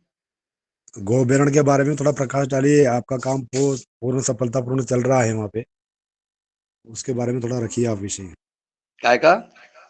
गौ बेरण का चित्र सेंड किया था मैंने कल आपको, अच्छा अच्छा, हाँ हाँ हाँ। मैं जैसा आदरणीय क्योंकि बने सिंह जी को वहाँ पर आपकी आंखों देखा हाल क्या था, और आज के वर्तमान में मैं दिखा रहा हूँ रोज आपको वीडियो के माध्यम से। जी आपको धन्यवाद बने सिंह जी, क्योंकि जब हमारा युगाहार यात्रा जैविक निर्मल ग्राम अभियान यात्रा का जो शुभारंभ हुआ था, वो हमने मैना गांव में जाके जिला आगर मालवा तहसील सुसनेर और आदरणीय बने सिंह आर जी ने मुझे आमंत्रित किया था। तो हम और जुझार सिंह और वहाँ गए। तो वहाँ बने सिंह जी के द्वारा पूरे गांव में रैली का आयोजन किया गया था कि हम सब प्राकृतिक जैविक खेती करने के लिए, जैसे अन्य जगह रैली निकलती हैं, धार्मिक रैली निकलती हैं, कोई सामाजिक रैलियां निकलती हैं, किसी त्योहार पर रैली निकलती हैं, किसी की स्मृति में रैली निकलती हैं, इसी प्रकार की एक रैली हम लोगों ने प्राकृतिक जैविक खेती अपनाओ, देश को बचाओ, इस प्रकार के नारे लगाते हुए कई नारे लगाए थे और पूरे गांव में, मैना गांव में रैली निकाली थी। रैली निकालने के बाद हम सब ने ग्राम पंचायत भवन में वहाँ पे एक सभा का आयोजन किया गया था, जिसमें स्थानीय कृषि विभाग के अधिकारी भी उपस्थित हुए थे, जनप्रतिनिधि उपस्थित हुए थे, सामाजिक कार्यकर्ता उपस्थित हुए थे, माताएं बहनें और किसान उपस्थित हुए थे। उस कार्यक्रम का भव्य कार्यक्रम रहा, बहुत अच्छा कार्यक्रम रहा था। और उस कार्यक्रम के बाद हम लोग ने विजिट किया था गौ अभ्यारण्य का। वहीं पे एक सबसे बड़ी, देश की सबसे बड़ी गौ अभ्यारण्य जो है, जो सरकार के द्वारा चलाई जा रही है, उस गाय का बने सिंह जी मुझे लेकर गए थे। वहाँ पे हम लोगों ने जिस दिन देखा था, वहाँ पे लगभग लाखों गाय वहाँ पे थी, लेकिन वहाँ पे एक कर्मचारी वहाँ पे उपस्थित मिला हम लोगों को। कोई भी कर्मचारी नहीं थे, जबकि वहाँ पे 70-80 कर्मचारी वहाँ तैनात थे। रिकॉर्ड में, कागजों के रिकॉर्ड में कोई नहीं मिला था। एक ट्राली भूसा भी पूरे टीन सेटों में नहीं मिला था। 24-25 टीन सेट थे, गायों को भूसा भी नहीं था, चारा नहीं था, ना वहाँ कोई व्यवस्था थी। और वहाँ की स्थिति देखी, मैंने लाइव चलाया था वहाँ पे कि यह स्थिति है गौ अभ्यारण्य की, और गाय हमारी जो है कीचड़ में भूखी प्यासी वहाँ जो है तड़प रही हैं। वहाँ की व्यवस्था ठीक की जाए। उसको हैशटैग करके हमने सरकार को लिखा था, पत्र भी लिखा, भेजा भी कि इसकी व्यवस्था ठीक की जाए, जैसा आदरणीय बने सिंह ने मुझे ध्यान दिलाया। आज वहाँ देखिए कितना परिवर्तन आ गया है, और वहाँ स्वर्ग हो गया है, वहाँ धाम बन गया है, गौधाम जैसा बोलते हैं। और इतना, और पूरा 1 वर्ष का वहाँ कार्यक्रम चल रहे हैं, गौ कथाएं चल रही हैं, गाय माता को चुनरी उड़ाई जा रही है। अभी मैना गांव से चुनरी यात्रा का आयोजन किया गया, आदरणीय बने सिंह जी और सारे क्षेत्र के आदरणीय भूपेंद्र शास्त्री जी अपने योगहार कार्यक्रम से, और भी हमारे भाई बहन जो उस क्षेत्र भर से वहाँ जा रहे हैं, चुनरी यात्रा निकाल रहे हैं, गाय का भंडारा कर रहे हैं, गाय की पूजा कर रहे हैं, यज्ञ कर रहे हैं। तो ये जो भाव आ रहे हैं गाय के प्रति, जो इसलिए मैं जो हम सबको कहीं ना कहीं गौशालाओं का विजिट होना चाहिए, और वहाँ देख करके क्या करना है। जैसे बालाघाट जिले में आदरणीय कल्पना खोटले जी बहन जी मुझे बालाघाट लेके गई थी, वहाँ भी हम जब 4-5 गौशालाओं में गए, तो वहाँ देखा, उनके साथ बैठक व्यवस्था की, बैठे गौ से जो गौशाला का संचालन करते हैं, और परम पूज्य स्वामी जी, परम सिद्ध आचार्य जी का संदेश लेकर हाँ मेरा जाना हुआ। मेरे पास तो कुछ नहीं है, उन्हीं का सिर्फ आशीर्वाद जो होता है वह लोगों को हम बता देते हैं। तो उससे जो है जो परिवर्तन आया, वो बहन को कल्पना जी ने बताया था, बहन प्रणीति साकरे जी ने बताया था, और वो वहाँ आके हर कार्यक्रम में बताएंगे कि क्या परिवर्तन हुआ है। परम पूज्य स्वामी जी की बात इसलिए सिद्ध हो गई, मुझे लगता था कि यार मैं तो ऐसा कोई, हमारे अंदर तो कुछ है नहीं है, लेकिन जब जहाँ हम परम पूज्य स्वामी जी सिद्धाचार्य जी का संदेश लेकर गए हैं, वहाँ पे परिवर्तन तो स्पष्ट हुआ है, परिवर्तन आया है, वहाँ अपने आप विकास हुआ है और अपने आप प्रगति हुई है। उसका कारण हमें, जब हम राष्ट्रीय कार्यकारिणी की बैठक में थे, मैं सदन को बताना चाहता हूँ, परम पूज्य स्वामी जी ने खुलकर बताया कि अपने साथ क्या रहा, उनको ये परम शक्तियां कहाँ से प्राप्त हुई। आज भी परम पूज्य स्वामी जी के साथ महान शक्तियां उनके साथ में हैं। जहां भी परम पूज्य स्वामी जी पहुंचते हैं वो शक्तियां सारी उनके साथ रहती हैं। और उन्होंने स्पष्ट देखा है, उनके गुरु जी ने उनको बताया, आभास कराया। उन्होंने तो प्रेत आत्माओं को देखा, भूतों को देखा, और आज उन्होंने कहा कि मैं तुम्हें अपना पूरा जो है वो दे रहा हूं। आप जहां भी जाएंगे, जहां भी रहेंगे, जो भी करेंगे, आप आप जो है ईमानदारी के साथ समाज सेवा के लिए काम करेंगे और आपका व्यक्तिगत उत्थान होगा, समाज का उत्थान होगा। और मेरी जो है आशीर्वाद आप लोगों के साथ है। मेरा जो कुछ है सब तुम ही लोग हो और तुम ही लोगों को अर्पण करते हैं। तो वो जानकारी जब हमें ऐसा लगा कि जहां जहां भी परम पूज्य स्वामी जी को मानने वाले उनके शिष्य जहां जाते हैं, परम पूज्य स्वामी जी की कृपा, सिद्धि आचार्य जी की कृपा वहां होती है। आचार्य जी से जब हम मिले तो आपने कहा कि परम पूज्य गोविंद देव जी महाराज जी बहुत प्रसन्न थे और आपको बोले वो महान हैं। और जो छत्रपति शिवाजी महाराज, छत्रपति शिवाजी महाराज जी की जो कथा का जो शुभारंभ किया गया देश में, यह विश्व को और देश को बहुत बड़ा संदेश देने वाले हैं। क्योंकि अभी तक हमने अंग्रेजों की इतिहास को पढ़ा, हमने वो देखा, वो सुना, कथाओं में भी सुना कि माँ सती 3000 वर्ष जो है हवा में रह करके हवा का सेवन करके जो है उपवास किया है, बेलपत्र लेकर के उपवास किया। लेकिन आज के हम सब लोग नहीं कर सकते हैं। तो ना कर सकते हैं इसलिए हम लोग नहीं कर पाते हैं कुछ। लेकिन जो हम कर सकते हैं, महाराजा शिवाजी महाराज ने जो किया है कि हमें अगर विपरीत परिस्थिति है तो उसमें हमें झुक जाना चाहिए। हमें अगर कोई ऐसी कोई मौसम ऐसा आ रहा तो हमें अड़ियल नहीं बनना चाहिए। हमें हमारा सब कुछ भूल करके हमें युक्ति निकालना चाहिए कि हमें इससे विजय कैसे पाना है और फिर विजय पाना चाहिए। तो ये सब चूंकि बातें हुई हैं और मैं गौ अपहरण की जो हमने बात की थी कि आज वहाँ क्या चल रहा है, तो ये सब जो है प्रभु की मर्जी है, गाय माता की कृपा है। उस क्षेत्र की जनता की जो है पुरुषार्थ को मैं प्रणाम करता हूं और बड़े सिंह जी को धन्यवाद देता हूं कि आपने मुझे वहां जाके जोड़ा और इस कार्यक्रम से जोड़ा। तो आपको बहुत बहुत साधुवाद। और आपका हैंड रेज भी है, आप भी अपनी बात रखने का कष्ट करें। सदन के सभी महानुभावों को मैं गोभ्यारण के बारे में थोड़ा बताना चाहता हूँ कि वहाँ के जो गुरुजी है पथमेड़ा के, वो इतने तपस्वी हैं कि व्यक्ति अगर उनको छू भी ले तो उस दिन वो भोजन नहीं करते हैं। उनका फोटो भी यदि कोई व्यक्ति मोबाइल में ले लेता है तो उस दिन वो भोजन नहीं करते हैं। वो जब बाहर जब निकलते हैं तब वो सबको संदेश दे देते हैं। उनके जो कार्यकर्ता है उनको पहले संदेश देते हैं कि सब अपना अपना मोबाइल ऑफ कर ले, जिसके बाद में वो बाहर निकलते हैं। प्रवचन करते हैं मात्र वो 5 मिनट का, इससे ज़्यादा वो बोलते नहीं गौ माता के प्रति।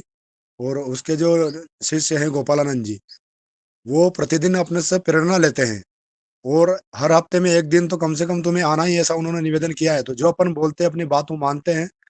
और लोग मंदिरों पर चुनर यात्रा लेकर के जाते थे, उसको परिवर्तन करके अपन ने गोधाम पर चुनर यात्रा 365 दिन तक तारीख फिक्स हो गई है। वहाँ पर अलग अलग गाँव से, अलग अलग बड़े बड़े महानगरों से लोग, बम्बई से, दिल्ली से, ऐसे अनेक बड़े बड़े महानगरों से लोग वहाँ पर चुनर यात्रा लेकर के पहुँच रहे हैं और गौ माता की सेवा करने के लिए समय मांग रहे हैं कि हमें समय दीजिए, हम 2 दिन 4 दिन यहाँ रुकें और गौ माता की सेवा करें।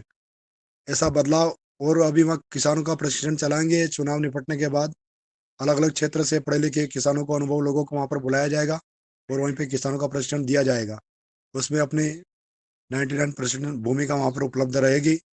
आने वाला क्षेत्र और आने वाला समय गौ माता के लिए बहुत अच्छा। और प्रतिदिन 1 बजे से 4 बजे तक गौ कथा चलती है, वो धेनु टीवी के माध्यम से। तो आप लोग जब भी कोई अगर जानकारी देखना चाहे वो धेनु टीवी पर देख सकते हैं, वहाँ का पूरा पूरा नज़ारा। जी ओम। जी जी बने सिंह जी, बहुत सुंदर जो है कार्यक्रम हो रहा है। और परम पूज्य स्वामी जो महाराज जी पधारे हैं, वो तो उनका तो कुछ कह नहीं जा सकते। विश्व के एकमात्र जो है गौ सेवक संत हैं कि जो है पथमेड़ा की जो गौशाला चलाते हैं। उनको तो उनके दर्शन करना चाहिए, हम सबको भी वहाँ जाना चाहिए और वहाँ दर्शन करना चाहिए, उस कार्यक्रम की प्रेरणा लेना चाहिए। ऐसा प्रयास करेंगे कि जरूर हम सब वहाँ पधारें। आपको बहुत बहुत शायदवाद, इस कार्यक्रम में लगे रहें। और हमारे आदरणीय डॉक्टर विनोद भट्ट जी कुछ मार्गदर्शन देना चाहें तो उनका मैं स्वागत करता हूँ। आए अपना कोई मार्गदर्शन प्रदान करें।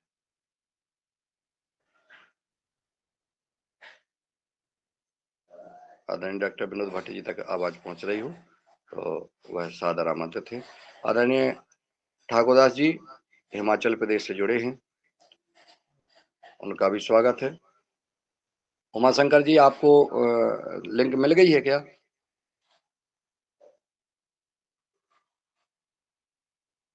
आपको लिंक मैं अभी डाल देता हूं। और भी किसी भाई बहन को जो लिंक नहीं मिली हो तो वो मैसेज में डाल दें युवा कार्यक्रम के। और हमारे बीच में दिनेश जी सेमवाल जी जुड़े हुए हैं, मैं उनको सादर आमंत्रित करता हूं, वो भी अपनी विचार रखें, सुझाव रखें। आपने एंडोर्स किए, ठाकुर जी ने एंडोर्स किया। जी जी बहन जी। जी ठाकुर जी कुछ बोलना हेलो चाहते हैं? जी जी ओम। हेलो जी बोलिए। हेलो सदन को सादर प्रणाम जी। मुझे फॉर्म की प्रक्रिया में मुझे प्राप्त नहीं हुई है, कृपया वो मेरे व्हाट्सएप या दिनेश सेमवाल जी व्हाट्सएप में मुझे भेज दें। हाँ धन्यवाद। जी सर सर वो आपको ना व्हाट्सअप कर दिया है, गूगल फॉर्म है वो, गूगल फॉर्म। और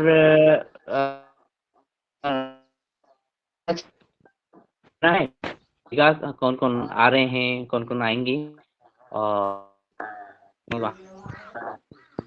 ठीक है, मैं देख लूंगा, चेक कर लूंगा। नहीं जी अगर वैसे अगर आदरणीय ठाकुरदास जी आप अगर लिंक नहीं भर पाओ तो आप जो है इनको दिनेश जी को मैसेज डाल दो कि इतने बजे हम आ जाएंगे, इतनी तारीख को, ठीक है, इतनी तारीख को हम वापस जाएंगे, तो दिनेश जी आप भर दें लिंक। ठीक है जी। जी आदरणीय दिनेश जी सेमवाल जी।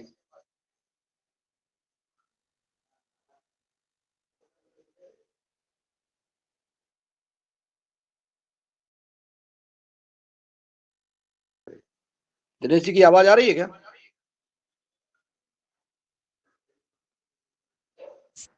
नहीं आ रही सर। नहीं आ रही है, ठीक। तो और किसी का कोई सुझाव या कोई अपनी बात रखना चाहता है तो रख सकते हैं। जी जी बहन जी, आपका स्वागत है। रंजना जी। जी दरअसल हमारे बीच में अंकित मालू जी जुड़े हुए हैं, और जो कि आज हमारे साथ ललित जी गुलाब की खेती दिखाने वाले थे, उनको हमने दिनेश भैया ने आमंत्रित किया था, मगर वो कुछ नेटवर्क की वजह से जुड़ नहीं पाए। तो मैंने अंकित भैया से बात कर ली थी, तो अंकित मालू जी हमारे योगार मंच पर आमंत्रित है। तो मैं आपसे निवेदन करती हूँ कि मुख्य वक्ता के रूप में आप आज ने आपने 2 विषय रखे थे कि वाटर हार्वेस्टिंग और जो नवदुर्गा माता के बारे में आप जानकारी देने के लिए कह रहे थे। तो फिर आप सादर आमंत्रित है, आप अपना मार्गदर्शन योगार मंच पर देने के लिए। जी मैं अंकित भैया।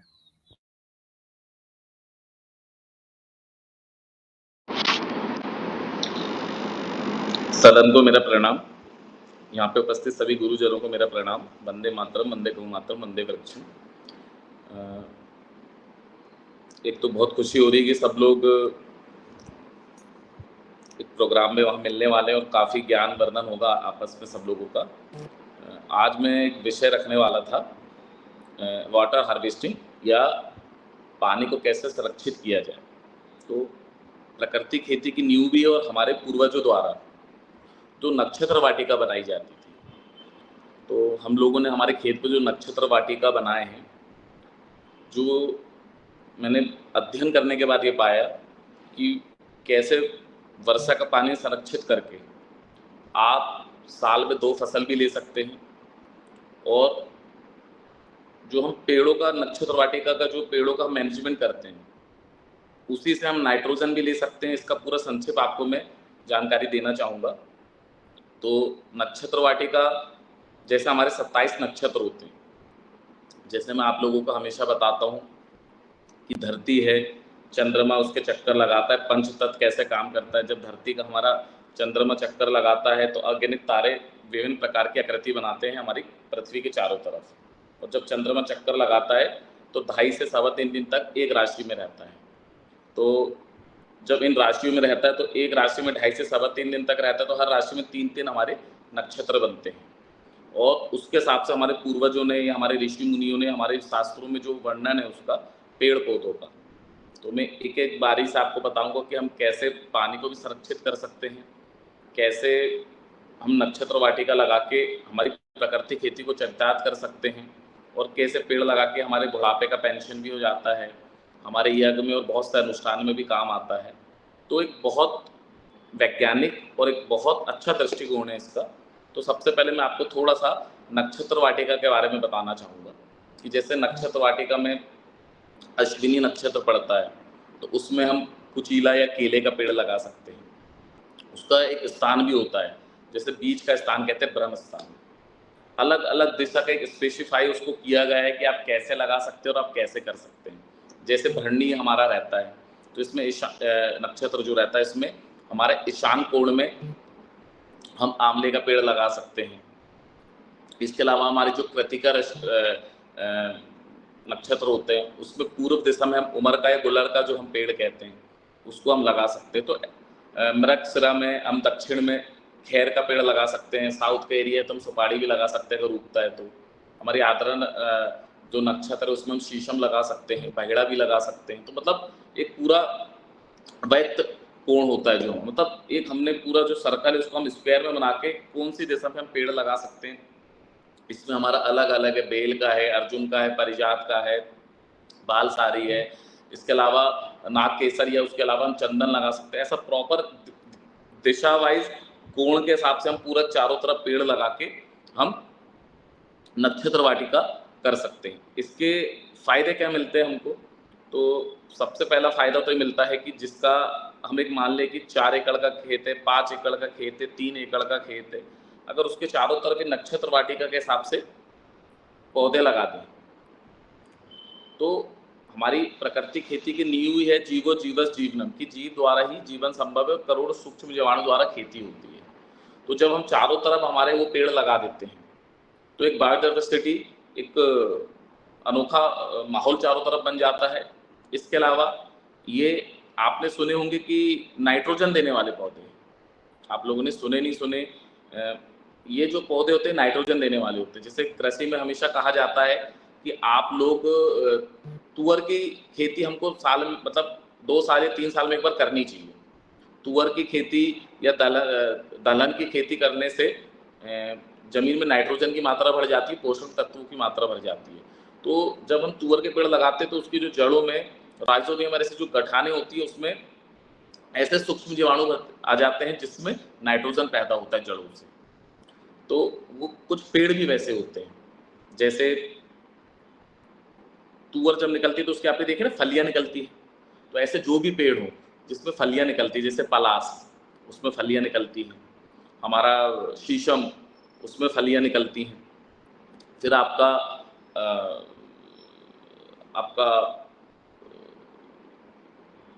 हमारा जो गिरी पुष्प या गिली सीढ़ियाँ कहते हैं उसमें फलियां निकलती हैं। आपके ये जो कांटे वाले पेड़ होते हैं इसमें आपके फलियां निकलती हैं। गुलमोहर या मतलब ऐसे पेड़ जिनकी जड़ों में हजारों गठाने पैदा होकर हमारे पौधों को या हम जो बीच में फसल लगाते हैं उनको प्राकृतिक तौर पे नाइट्रोजन मिलता है। उसकी पहचान बस ये है कि जिसमें भी ऐसी फलियां लगी हो, जैसे झगड़ा का पेड़ कहते हैं। ऐसे बहुत सारे ऐसे पेड़ जो हमारी नक्षत्र वाटिका में भी आते हैं और ये अगर आपके चारों तरफ लगेंगे तो ये आपके पौधे को प्राकृतिक तौर पे नाइट्रोजन देंगे। उसके अलावा इसकी जड़ें पानी को संरक्षित करने की भी शक्ति रखते हैं, क्योंकि चारों तरफ पेड़ लगने से हमारे उसमें जमीन अगर खाली भी रहे तो वो सूक्ष्म जीवाणु पेड़ों की आड़ में आके छुप जाते हैं। पेड़ों की आड़ में छुपने के कारण वो सूक्ष्म जीवाणु जिंदा रहते हैं। फिर हम जब बीच में दूसरी फसल लेते हैं तो वो आके वहाँ पे काम करते हैं। इसके अलावा चारों तरफ पेड़ रहने से जैसे कोहरा या धुंध पड़ती है तो फसल के हमारे फलियां छोटी पड़ जाती है, वो नहीं पड़ती। आसपास के चारों तरफ से जो उड़ के बीज या खरपतवार के बीज वो सब हमारे उसमें आ जाते हैं, वो नहीं आते।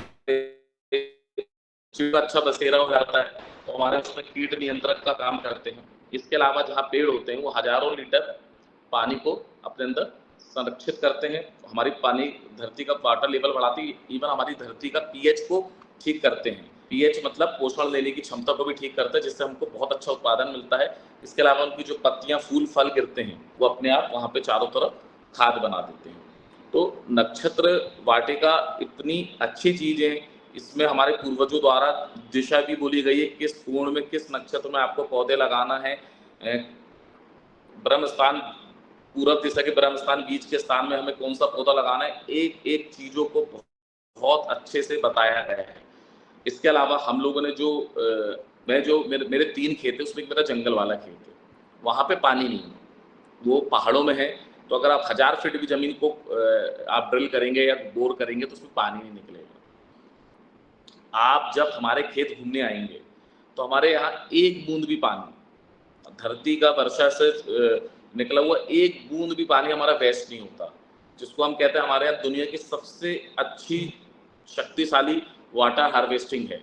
इसमें हम लोगों ने क्या किए कि जैसे हमारे घर हैं उसमें कबेलू वाले मकान बनाए हमने ज़्यादातर वहाँ, तो वहाँ पे हम लोगों ने ऐसी पार बना है जिसमें पूरा पानी आता है और आखिरी में ढलान दे दिए। वहाँ पे एक हमने छोटा सा बॉक्स बना लिया, वहाँ पूरा पानी जाता है और पाइप से हमने एक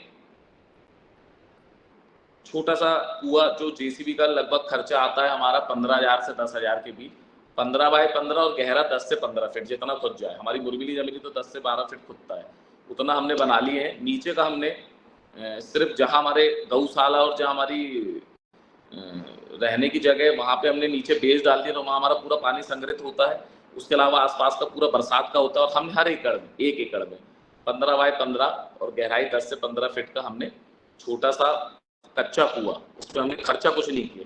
जेसीबी आई, उसने खोदी, मिट्टी को अलग कर दी और जो खंड बन गया, तो हर एक एकड़ में हमारे ऐसे कुएं बने। जैसे हमारी वहाँ पे 25 एकड़ है, तो उसके लिए हमने हर एकड़ में मतलब लगभग 8 हमने कुएं बनाए, तो हमारा 8 से 10 एकड़ वहाँ 2 फसल हम उससे ले लेते, वर्षा से जो संरक्षित होता है।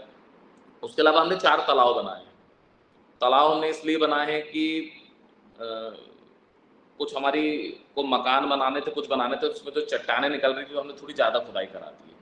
तो 4 तालाब हमने वहाँ छोटे छोटे, बहुत बड़े तालाब नहीं बनाए, उनका भी साइज लगभग आप मान के चलिए कि 15 बाय 30-35 ऐसे बनाए हमने। और उस मिट्टी का भी उपयोग हमने घार बनाने के लिए हमारे उसमें उपयोग हुआ है। जिसके पास कम जमीन है वो 15 बाय 15 का छोटा गड्ढा बना सकता है। इससे हमारे 2 फायदे होते हैं। एक तो वर्षा का पानी उसमें कुएं में सुरक्षित हो जाता है, और जब तक पिजरता नहीं है, जब तक हमारी गेहूं की दूसरी फसल, क्योंकि गेहूं में भी हम लोग सोना मोती, ग्वाला, खपली, बंसी ऐसे गेहूं लगाते हैं तो 2 या 3 पानी में पैदावार हो जाती है, उच्च गुणवत्ता के सरवती गेहूं। तो उस कुएं में जो पानी रहता है, ठंड के एंड तक हमारी 2 फसल हम ले लेते हैं। इसके अलावा हमारी धरती के पानी के अंदर हमारा पानी जाता रहता है, तो हमारा पीएच खेती में बहुत महत्वपूर्ण है, हमारे शरीर के लिए भी बहुत महत्वपूर्ण है। अगर हमारी धरती का पीएच 6.5 to 7.5, 7.2 सबसे अच्छा माना जाता है, मतलब पोषण लेने की क्षमता। और वो क्या होता है, वो हमारे शरीर के भी अगर 7.2 होगा तो हम स्वस्थ रहेंगे, पोषण लेने की क्षमता बहुत होगी। 3.5 से नीचे अगर हमारा पीएच चले जाए तो हमें कर्क रोग, कैंसर रोग तक हो सकता है, इतना भयावह चीज़ है। तो जब हमारी धरती में लगातार पानी जाता है, एक तो चारों तरफ हमने पेड़ लगाए तो हमारा खेत से पानी बहता नहीं, और हमारा खेत पहाड़ों में है, तो पहाड़ से लगे खेत में पहाड़ों का पानी भी बहुत स्पीड से आता है। लेकिन इन्हीं तालाबों में पानी में इतनी ज्यादा क्षमता हो गई है पानी सहन करने की कि वो अंदर ग्रहण कर लेता है, क्योंकि हमने चारों तरफ ऐसे पेड़ लगाए, नक्षत्र वाटिका लगाए हैं। तो इसका सबसे बड़ा फायदा हमको ये मिलता है कि हमारी धरती का पीएच अच्छा होता है। आप धरती का पीएच किसका खराब होता है, जिनने बोर करा लिया और अंधाधुंध पानी खींच रहा है, उसको पता जीवन में पानी समाप्त नहीं होगा, बल्कि उसका बोर गहरा होते जा रहा है। जितना आप धरती से पानी खींचे और आपने अपनी धरती को दिए, धरती में जितना लेना था लिया, चूंकि आपकी जमीन यूरिया डीपी से रसायन से हार्ड हो चुकी है, वो पूरा पानी बह के नालों में चले जाता है, बाहर चले जाता है। तो आप ये एक चीज सोचिए कि हम हमारा पीएच भी खराब कर रहे हैं, और धरती से एक दिन पानी हमारा कम होना ही है। और खाने के बिना भी हम 8-10 दिन जी सकते हैं, लेकिन पानी के बिना सोचिए 2 दिन भी अच्छे से नहीं जी सकते। तो पीएच लेवल भी हमारी धरती का बहुत अच्छा होता है। चट्टान जैसी मुरमिली जगह, अब जैसे महाराष्ट्र में बहुत सारी जगह में ऐसी जगह है जहाँ पानी नहीं है और जहाँ सूखा पड़ जाता है, वहाँ अगर पेड़ पौधे लग जाएं, नक्षत्र वाटिका के हिसाब से एक एक कोण, एक एक दिशा, एक एक निशान दिया हुआ है कि आप कैसे लगा सकते हैं। चूंकि अभी समय की कमी है, नहीं तो मैं आपको संक्षेप उसकी पूरी जानकारी देता कि कौन सी दिशा में आप कौन से पेड़ लगा सकते हैं। मेरे मालू जी की पाठशाला में यूट्यूब चैनल में इसके बारे में पूरा वर्णन है, संक्षिप्त जानकारी भी है। तो आप ये सोचिए कि जहाँ बिल्कुल भी पानी नहीं था, आज वहाँ घना जंगल, और बुढ़ापे की लाठी कैसे, चाहे आपका शीशम हो, चाहे खमेर हो, जितनी इमरती लकड़ी है, 10 से 15-12 साल में एक पेड़ आपका 15 से 25,000 40,000 तक का बिकता है। और जब आपने उसको काटे, फिर वो खराब नहीं होगा वो पौधा इमरती, दूसरी बार वो वही पौधा, क्योंकि आप जमीन से 2 फीट या 1.5 फीट नीचे से छोड़ के काटेंगे, तो वो पौधा जितना 15 साल में बड़ा हुआ, 6-7 साल में उतना बड़ा हो जाएगा। तो हम इमरती लकड़ी के अगर पेड़ बाद में भविष्य में कटवाई भी, तो वो पौधा 1 साल में ही इतना बड़ा हो जाएगा कि आपको तकलीफ नहीं होगी। लेकिन 10 से 15 साल बाद वही इमरती लकड़ियाँ लाखों रुपए आपको दे सकते हैं। जो आपने फल, कटहल और जैसे ये चीज़ें लगाएं, ये भी आपको बहुत अच्छा उत्पादन दे सकते हैं, जिसको मैं बुढ़ापे का पेंशन भी कहता हूँ। बायोडाइवर्सिटी भी मेंटेन करते हैं। हमारी खेती में पानी की सोखने की क्षमता, ये हमारे धरती को शोक टैंक बना देते हैं कि कितना भी पानी आ जाए बहुत हद तक कर लेगा, और बीच में फिर जो ये कुएं हैं ये इसमें जाके भर जाएगा। तो इतना अच्छा वाटर हार्वेस्टिंग का तरीका, 1 एकड़ में 10 से 15,000 खर्च करके आपने कच्चा कुएं बना के, फिर से आप नपाई देख लीजिए, 15 फीट उसकी गोलाई होना चाहिए लगभग, और गहराई 10 से 15 फीट। इतना अच्छा वाटर हार्वेस्टिंग का मॉडल है। मैंने 2 से 3 वीडियो बनाया हूँ, लाखों लोगों ने उनको देखा है। आप मालू जी की पाठशाला में जाके देख सकते हो, जब भी आप हमारे खेत घूमने आएंगे तो आप उसको देख सकते हैं। और प्राकृतिक खेती में अगर आपने चारों तरफ पेड़ नहीं लगाए अपने खेत के, आप कितनी भी प्राकृतिक खेती कर लीजिए, कितना भी गोबर गौमूत्र डाल लीजिए, कितना भी आप कर लीजिए, आप कभी भी उसमें पैसा नहीं कमा पाएंगे, आप लंबे समय तक उसको सक्सेस नहीं हो पाएंगे और आपको तकलीफ ही होगी। इसलिए प्राकृतिक खेती की नींव ही नक्षत्र वाटिका, या चारों तरफ आप पेड़ लगाइए। कम से कम जो हमारा खेतों का जो चारों हिस्सा है, और लोग कहेंगे कि हमारी 4 एकड़ अगर हम चारों तरफ पेड़ लगाएंगे तो हमारी आधा एकड़ खराब हो जाएगी। आपकी जीवन में आधा एकड़ खराब नहीं होगी। चारों तरफ पेड़ लगाने से आपकी नेचुरल फेंसिंग भी हो जाएगी। उसके अलावा चारों तरफ पेड़ लगाने से आपको फूल, पत्ती, फल से नेचुरल खाद भी मिलेगी, बायोडाइवर्सिटी भी डेवलप होगी। 10 से 12 साल में वो आपको पैसा देना चालू कर देगी, जो आपके बुढ़ापे की पेंशन भी हो जाएगी। और उसके अलावा 2 या 3 साल में जब पौधे अच्छे बढ़ जाएंगे तो आप चमत्कार देखेंगे कि कितना ज़बरदस्त हमें पैदावार भी मिलने लगी है, हमारा खेत भी इतना अच्छा हो गया।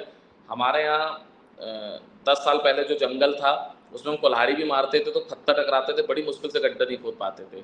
आज उसमें इतना ज़्यादा अच्छा दान से या पत्तों के ढकने से या कचरे के मिलने से लगभग 6 से 8 इंच इतनी मुरमुरी जमीन, मतलब इतनी भुरभुरी जमीन हो गई। लोग उठाते कहते तो काली मिट्टी है, मैंने बोला काली मिट्टी नहीं, आप आजू बाजू पूरा घूम लीजिए, हमारी पूरी पत्थर की है, लेकिन उसमें इतना जो ऑर्गेनिक कार्बन, जो हमारी जमीन की आत्मा, जिससे ही साइंटिस्ट लोग जमीन की उपजाऊ क्षमता को नापते हैं, वो इतनी हो गई है।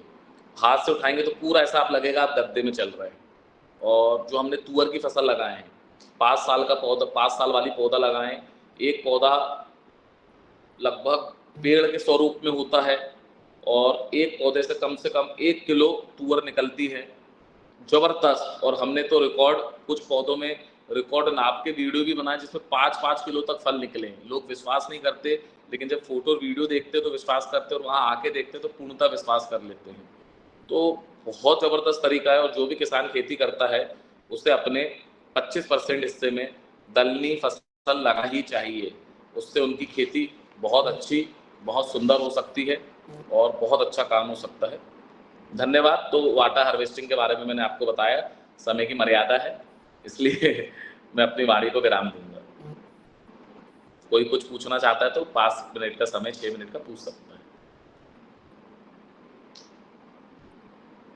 अंकित भैया आप आ रहे हैं ना? दीदी मेरी पूरी कोशिश तो है, लेकिन थोड़ा सा कुछ पारिवारिक परिस्थिति कुछ ऐसी है, मैं अभी आपको फोन करके आपको बता सकता हूँ कि उस समय में पारिवारिक परिस्थिति को निपटना है अंकित भैया। पारिवारिक परिस्थितियां, देखिए मेरी ये भी आत्मा तो पारिवारिक वहाँ रहेगी परिस्थिति है ये। और मेरा दिल से बिल्कुल आने की बिल्कुल इच्छा है, ये लेकिन कुछ ये बड़ा पारिवारिक परिवार हो स्थिति गया ऐसी बन आपका, रही है। पतंजलि योग परिवार, योगहार परिवार बड़ा है नहीं आपका। नहीं, मेरी तो आत्मा आत्मा बसती है यहाँ पे, उसमें जी। कहीं से कोई मैं कहीं इसमें मीटिंग में आऊँ ना आऊँ, लेकिन आत्मा से मैं जुड़ा ही रहता हूँ हमेशा। नहीं आज शरीर भी आप की जरूरत है आपकी। जी नहीं भैया। मैं बिल्कुल ठीक प्रयासरत हूँ। बस एक दो दिन में मेरा कंफर्म हो जाएगा। अगर मेरा आना भी होगा तो मैं सीधे फ्लाइट से आ जाऊंगा वहाँ पे। बस मैं आपको बिल्कुल कंफर्म कर दूंगा आज या कल में। थोड़ा सा ठीक। घर में एक बार और मैं बात कर लेता हूँ। जो मेरी कुछ पारिवारिक स्थिति ऐसी है कि उनसे थोड़ा समन्वय बैठाना पड़ेगा मुझे, फिर मैं आपको आप 2 तारीख 2 को भी सुबह तक आ जाए, कोई दिक्कत नहीं। बस वही मेरी प्रक्रिया चल रही है। मैं आज शाम तक या कल तक मैं कंफर्म करता हूँ पूरी तरीके से। ठीक भैया, ठीक, धन्यवाद।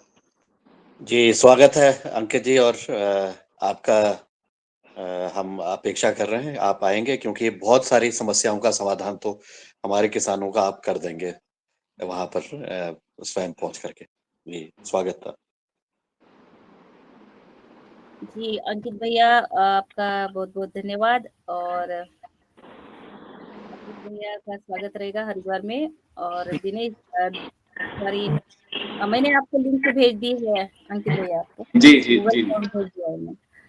और अब 8 बज जी के मिनट हुए रंजना हैं। जी 8:30 बजे, ठीक 8:30 बजे योगहार कार्यक्रम का अपन को समापन करना है, और डॉक्टर किशोर दुबे जी का वो हैंड रेस है, उनसे ले लीजिए और बिल्कुल 8:30 बजे समापन करिए। अगला जो शेष रह जाता है वो अगले दिन करेंगे। ठीक। धन्यवाद मुनीरा जी। अंकित भैया से मेरी सिर्फ इतनी गुजारिश थी कि आपके वाटर हार्वेस्टिंग की जो वीडियोज है वो अपने ग्रुप में अगर डाल देती योगहार ग्रुप में तो सबके लिए सुविधाजनक होगा। धन्यवाद। जी मैं अभी तुरंत 5 मिनट में जैसे योगहारा संपन्न होगा मैं तुरंत डालता हूँ।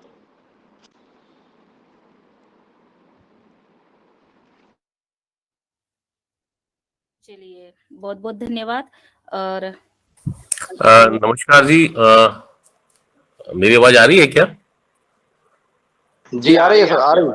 हाँ हाँ नमस्कार। मैं योगेश गोयल हूँ, मैं हरिद्वार उत्तराखंड से हूँ। एक्चुअली मैंने काफी देर से देखा इसको और मैंने थोड़ा देर से ज्वाइन किया, लेकिन जितनी देर मैंने अंकित जी को सुना है मेरे को लगा कि तो वास्तव में मैंने काफी कुछ खो दिया। अगर मैं थोड़ा पहले ज्वाइन करता तो काफी कुछ और मैं प्राप्त कर सकता था, लेकिन कोई बात नहीं, जितना मिला उतना भी अच्छा है। और मैं ये चाहूंगा कि अगर जो भी ग्रुप इस तरह से बना है उसमें अगर मुझे ज्वाइन करें और कोई अगर लिंक ऐसा शेयर कर दें जिसमें कि हम ज्वाइन करके आगे भी इसका लाभ उल्लेख सकें तो बड़ा अच्छा होगा, क्योंकि अभी तो जो नुकसान होना था वो हो गया देर से ज्वाइन करने के कारण। और आगे अगर कोई भी इस तरह की गतिविधि है या कोई वो कार्यक्रम है तो कृपया उसकी सूचना मिल जाए। मैं यहाँ पर जैविक खेती करता हूँ अपना, मेरे पास मैं इंटीग्रेटेड फार्मिंग मॉडल पे जैविक खेती कर रहा हूँ और कोशिश कर रहा हूँ कि एक ऐसा मॉडल तैयार करूँ जिसमें कि अन्य किसानों को भी बता के दिखा के उनको प्रेरित करें कि वो भी जो है जो प्राकृतिक खेती के ऊपर ही आ जाएं धीरे धीरे। क्योंकि नॉर्थ इंडिया में खासकर ये समस्या है कि यहाँ पे किसान को समझाना बताना बड़ा मुश्किल काम है, क्योंकि वो अपने जिस ढर्रे पे चलता है उसको वही समझ में आता है कि नहीं, वो तो कहता है अरे सब ये सब बेकार की बात है, कुछ नहीं होता है साहब। तो मैं करके दिखा के उनको वापस मोटिवेट करना चाहता हूँ कि वो आओ, देखो, समझो और उसके बाद करो। छोटा सा विषय था और इसमें अगर कहीं भी मेरे को जोड़ा जा सकता है तो मेरे को, मैं बहुत शुक्रगुजार होऊंगा आप सब लोगों का। धन्यवाद। नाम और चैट बॉक्स में आपका मोबाइल नंबर डाल दीजिएगा। अच्छा जी जी जी, चैट बॉक्स में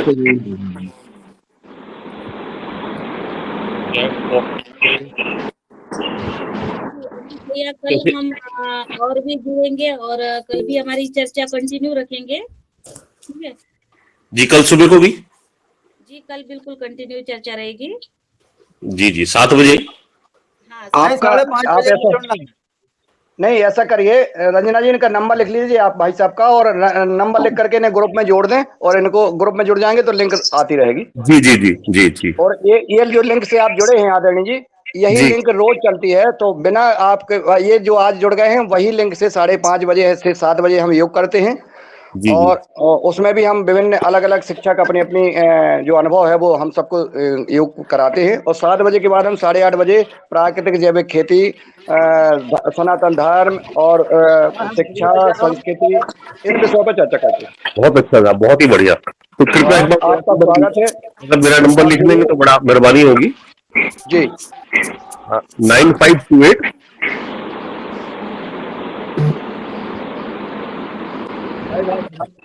हेलो हेलो, एक मिनट जी 995 28 00 70 00 अच्छा 00 सॉरी हाँ 1205 1205। शुभ नाम क्या बताया भाई जी? मेरा योगेश गोयल। मैं अभी जोड़ देता हूँ, ठीक है। ज्योतिषी ऑर्गेनिक फार्म के नाम से है मेरा। जी जी और ये चूंकि एक उत्तराखंड जैविक कृषि का एक ग्रुप था, उसमें ज्योत्सना जी ने जो है डाला था मैसेज, उससे मैं जुड़ पाया हूँ। आपको एक बार कार्यक्रम में जोड़ देते हैं। उत्तराखंड से ही हमारे आदरणीय पवन कुमार जी पतंजलि योगपीठ से जुड़े रहते हैं और हमारे दिनेश जी सेमवाल जी इस कार्यक्रम में जुड़े रहते हैं और अन्य हमारे भाई बहन जुड़े हैं उत्तराखंड से। अच्छा अच्छा, बहुत आपका अच्छा। पवन जी तो वैसे भी बड़े बड़े अच्छे व्यक्ति है। और मैंने सबसे पहले जो ट्रेनिंग पतंजलि में ही की थी, पवन जी के सानिध्य में ही की थी। बहुत बढ़िया।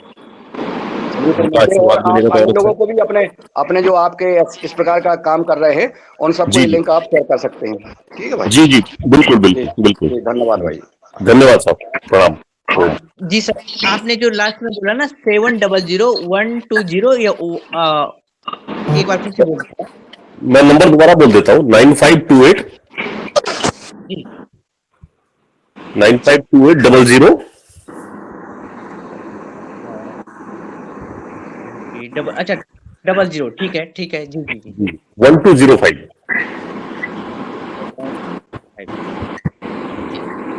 जी जी अंकित जी, बहुत बहुत धन्यवाद आपका। आपने बहुत अच्छा जो है आज जानकारी दी और आशा करते हैं कि आगे भविष्य में भी आपसे हम सब जानकारी मार्गदर्शन लेते रहेंगे। बहुत बहुत धन्यवाद। हरिओम। ओम। जी ओम ओम। एक कविता के साथ में वक्तव्य को करना चाहूंगा कि कौन है राम, स्वागत है। कौन है राम। वे राम जो है चेतना के बिंदु बिंदु, जिससे प्रस्फुटित है तेज तेज, जो कि समस्त सृष्टि सर्जना की कल्पना का हेतु है। अनाम है, अनाम जो है पंक्ति में प्रथम, प्रथम है धैर्य धर्म का, है शौर्य का, अनंत अंत क्रोध का, प्रचंड युद्ध का निलय, प्रलय का जो विराम है, विराम है अहम का, जो शोध है इस अनंत का, अनंत मुक्त क्रोध का, अनंत भक्ति बोध का, अनंत शक्ति स्रोत का, अनंत मोक्ष राम है। वो एक नाम राम है, वो एक नाम राम है, वो एक नाम राम है। ओम। बहुत सुंदर। एक नाम राम है, क्या बात है। अब आपने जो है हमारे आदरणीय पवन कुमार जी को एक नाम राम है तो फिर जो है एक कविता सुनाएंगे। जी जी जी, बहुत बहुत सुंदर सुंदर। अंकित जी। मुझे लगता है कि मैंने आपके साथ मिलकर के जो कविता बनाई थी वो भी आपको दे दूंगा, तो उसको भी आप फिर गा देना, तो बहुत ही बढ़िया रहेगा, क्योंकि आप ही से प्रेरित होकर के वो बनी है। तो मैं आपको भेज दूंगा उसको, तो आप इसको कोशिश करिएगा अपनी भाषा में, अपनी आवाज में इसको आप कहेंगे तो बहुत ही बढ़िया बिल्कुल मेरे लिए सौभाग्य की बात होगी। बिल्कुल जी। अब ये कविता वाला मामला चल रहा है भैया, देख रहे हैं आप, अंदर ही अंदर बातें होती रहती हैं। आप पता पड़ा है कविताएं बन रही हैं पवन सर जी की, अंकित मालू जी की और सब। हाँ बहुत सुंदर। हृदय में बड़ा प्रसन्नता होती है, बहुत अच्छा लगता है जी। धन्यवाद। और रंजना जी आभार ज्ञापित कर दें और क्लास को प्रणाम दें।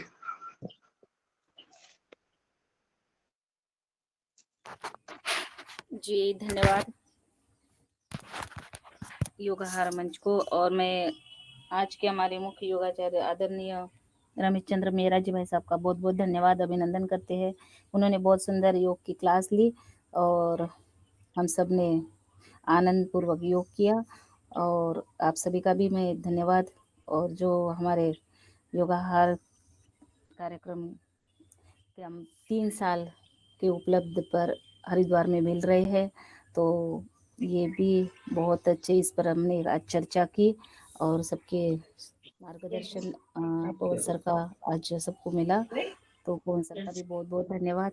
और आज हमारे बीच में अंकित मालू जी ने वाटर हार्वेस्टिंग पर अपनी बात रखी और कंटिन्यू कल भी वो हमें मार्गदर्शन देने के लिए योगा मंच पर आ रहे हैं। तो मैं अंकित भैया का भी बहुत बहुत धन्यवाद करती हूँ और हमारे साथ हम सभी जुड़े हुए सम्मानित करती हूँ आदरणीय अंकित मालू जी, आदरणीय बने सिंह जी, आदरणीय भगवान दास कुशवाहा जी, आदरणीय दिनेश शेमवाल जी, आदरणीय डॉक्टर किशोर दुबे जी, आदरणीय गजानन बाजर जी, आदरणीय ऋषि ऑर्गेनिक फार्म से हमारे भाई जुड़े, उनका भी मैं आदरणीय बहन कल्पना जी, आदरणीय कमल जैन जी, आदरणीय कृष्ण कुमार जी, आदरणीय एल के यादव जी, आदरणीय प्रणाल पतंजलि से पवन कुमार सर, आदरणीय PFSP से हमारे भाई आदरणीय पुष्पा जी, आदरणीय रमेश चंद्र मेहरा जी, आदरणीय उमाशंकर प्रसाद जी, आदरणीय वैशाली विनायक जी और आप सभी का और भी हमारे अन्य साथी लेफ्ट हुए उन सभी का भी बहुत बहुत मनपूर्वक धन्यवाद और आभार व्यक्त करते हुए कल सुबह फिर से मिलते हैं हर परिवार में। तब तक सबको ओम, सबका दिन मंगलमय हो।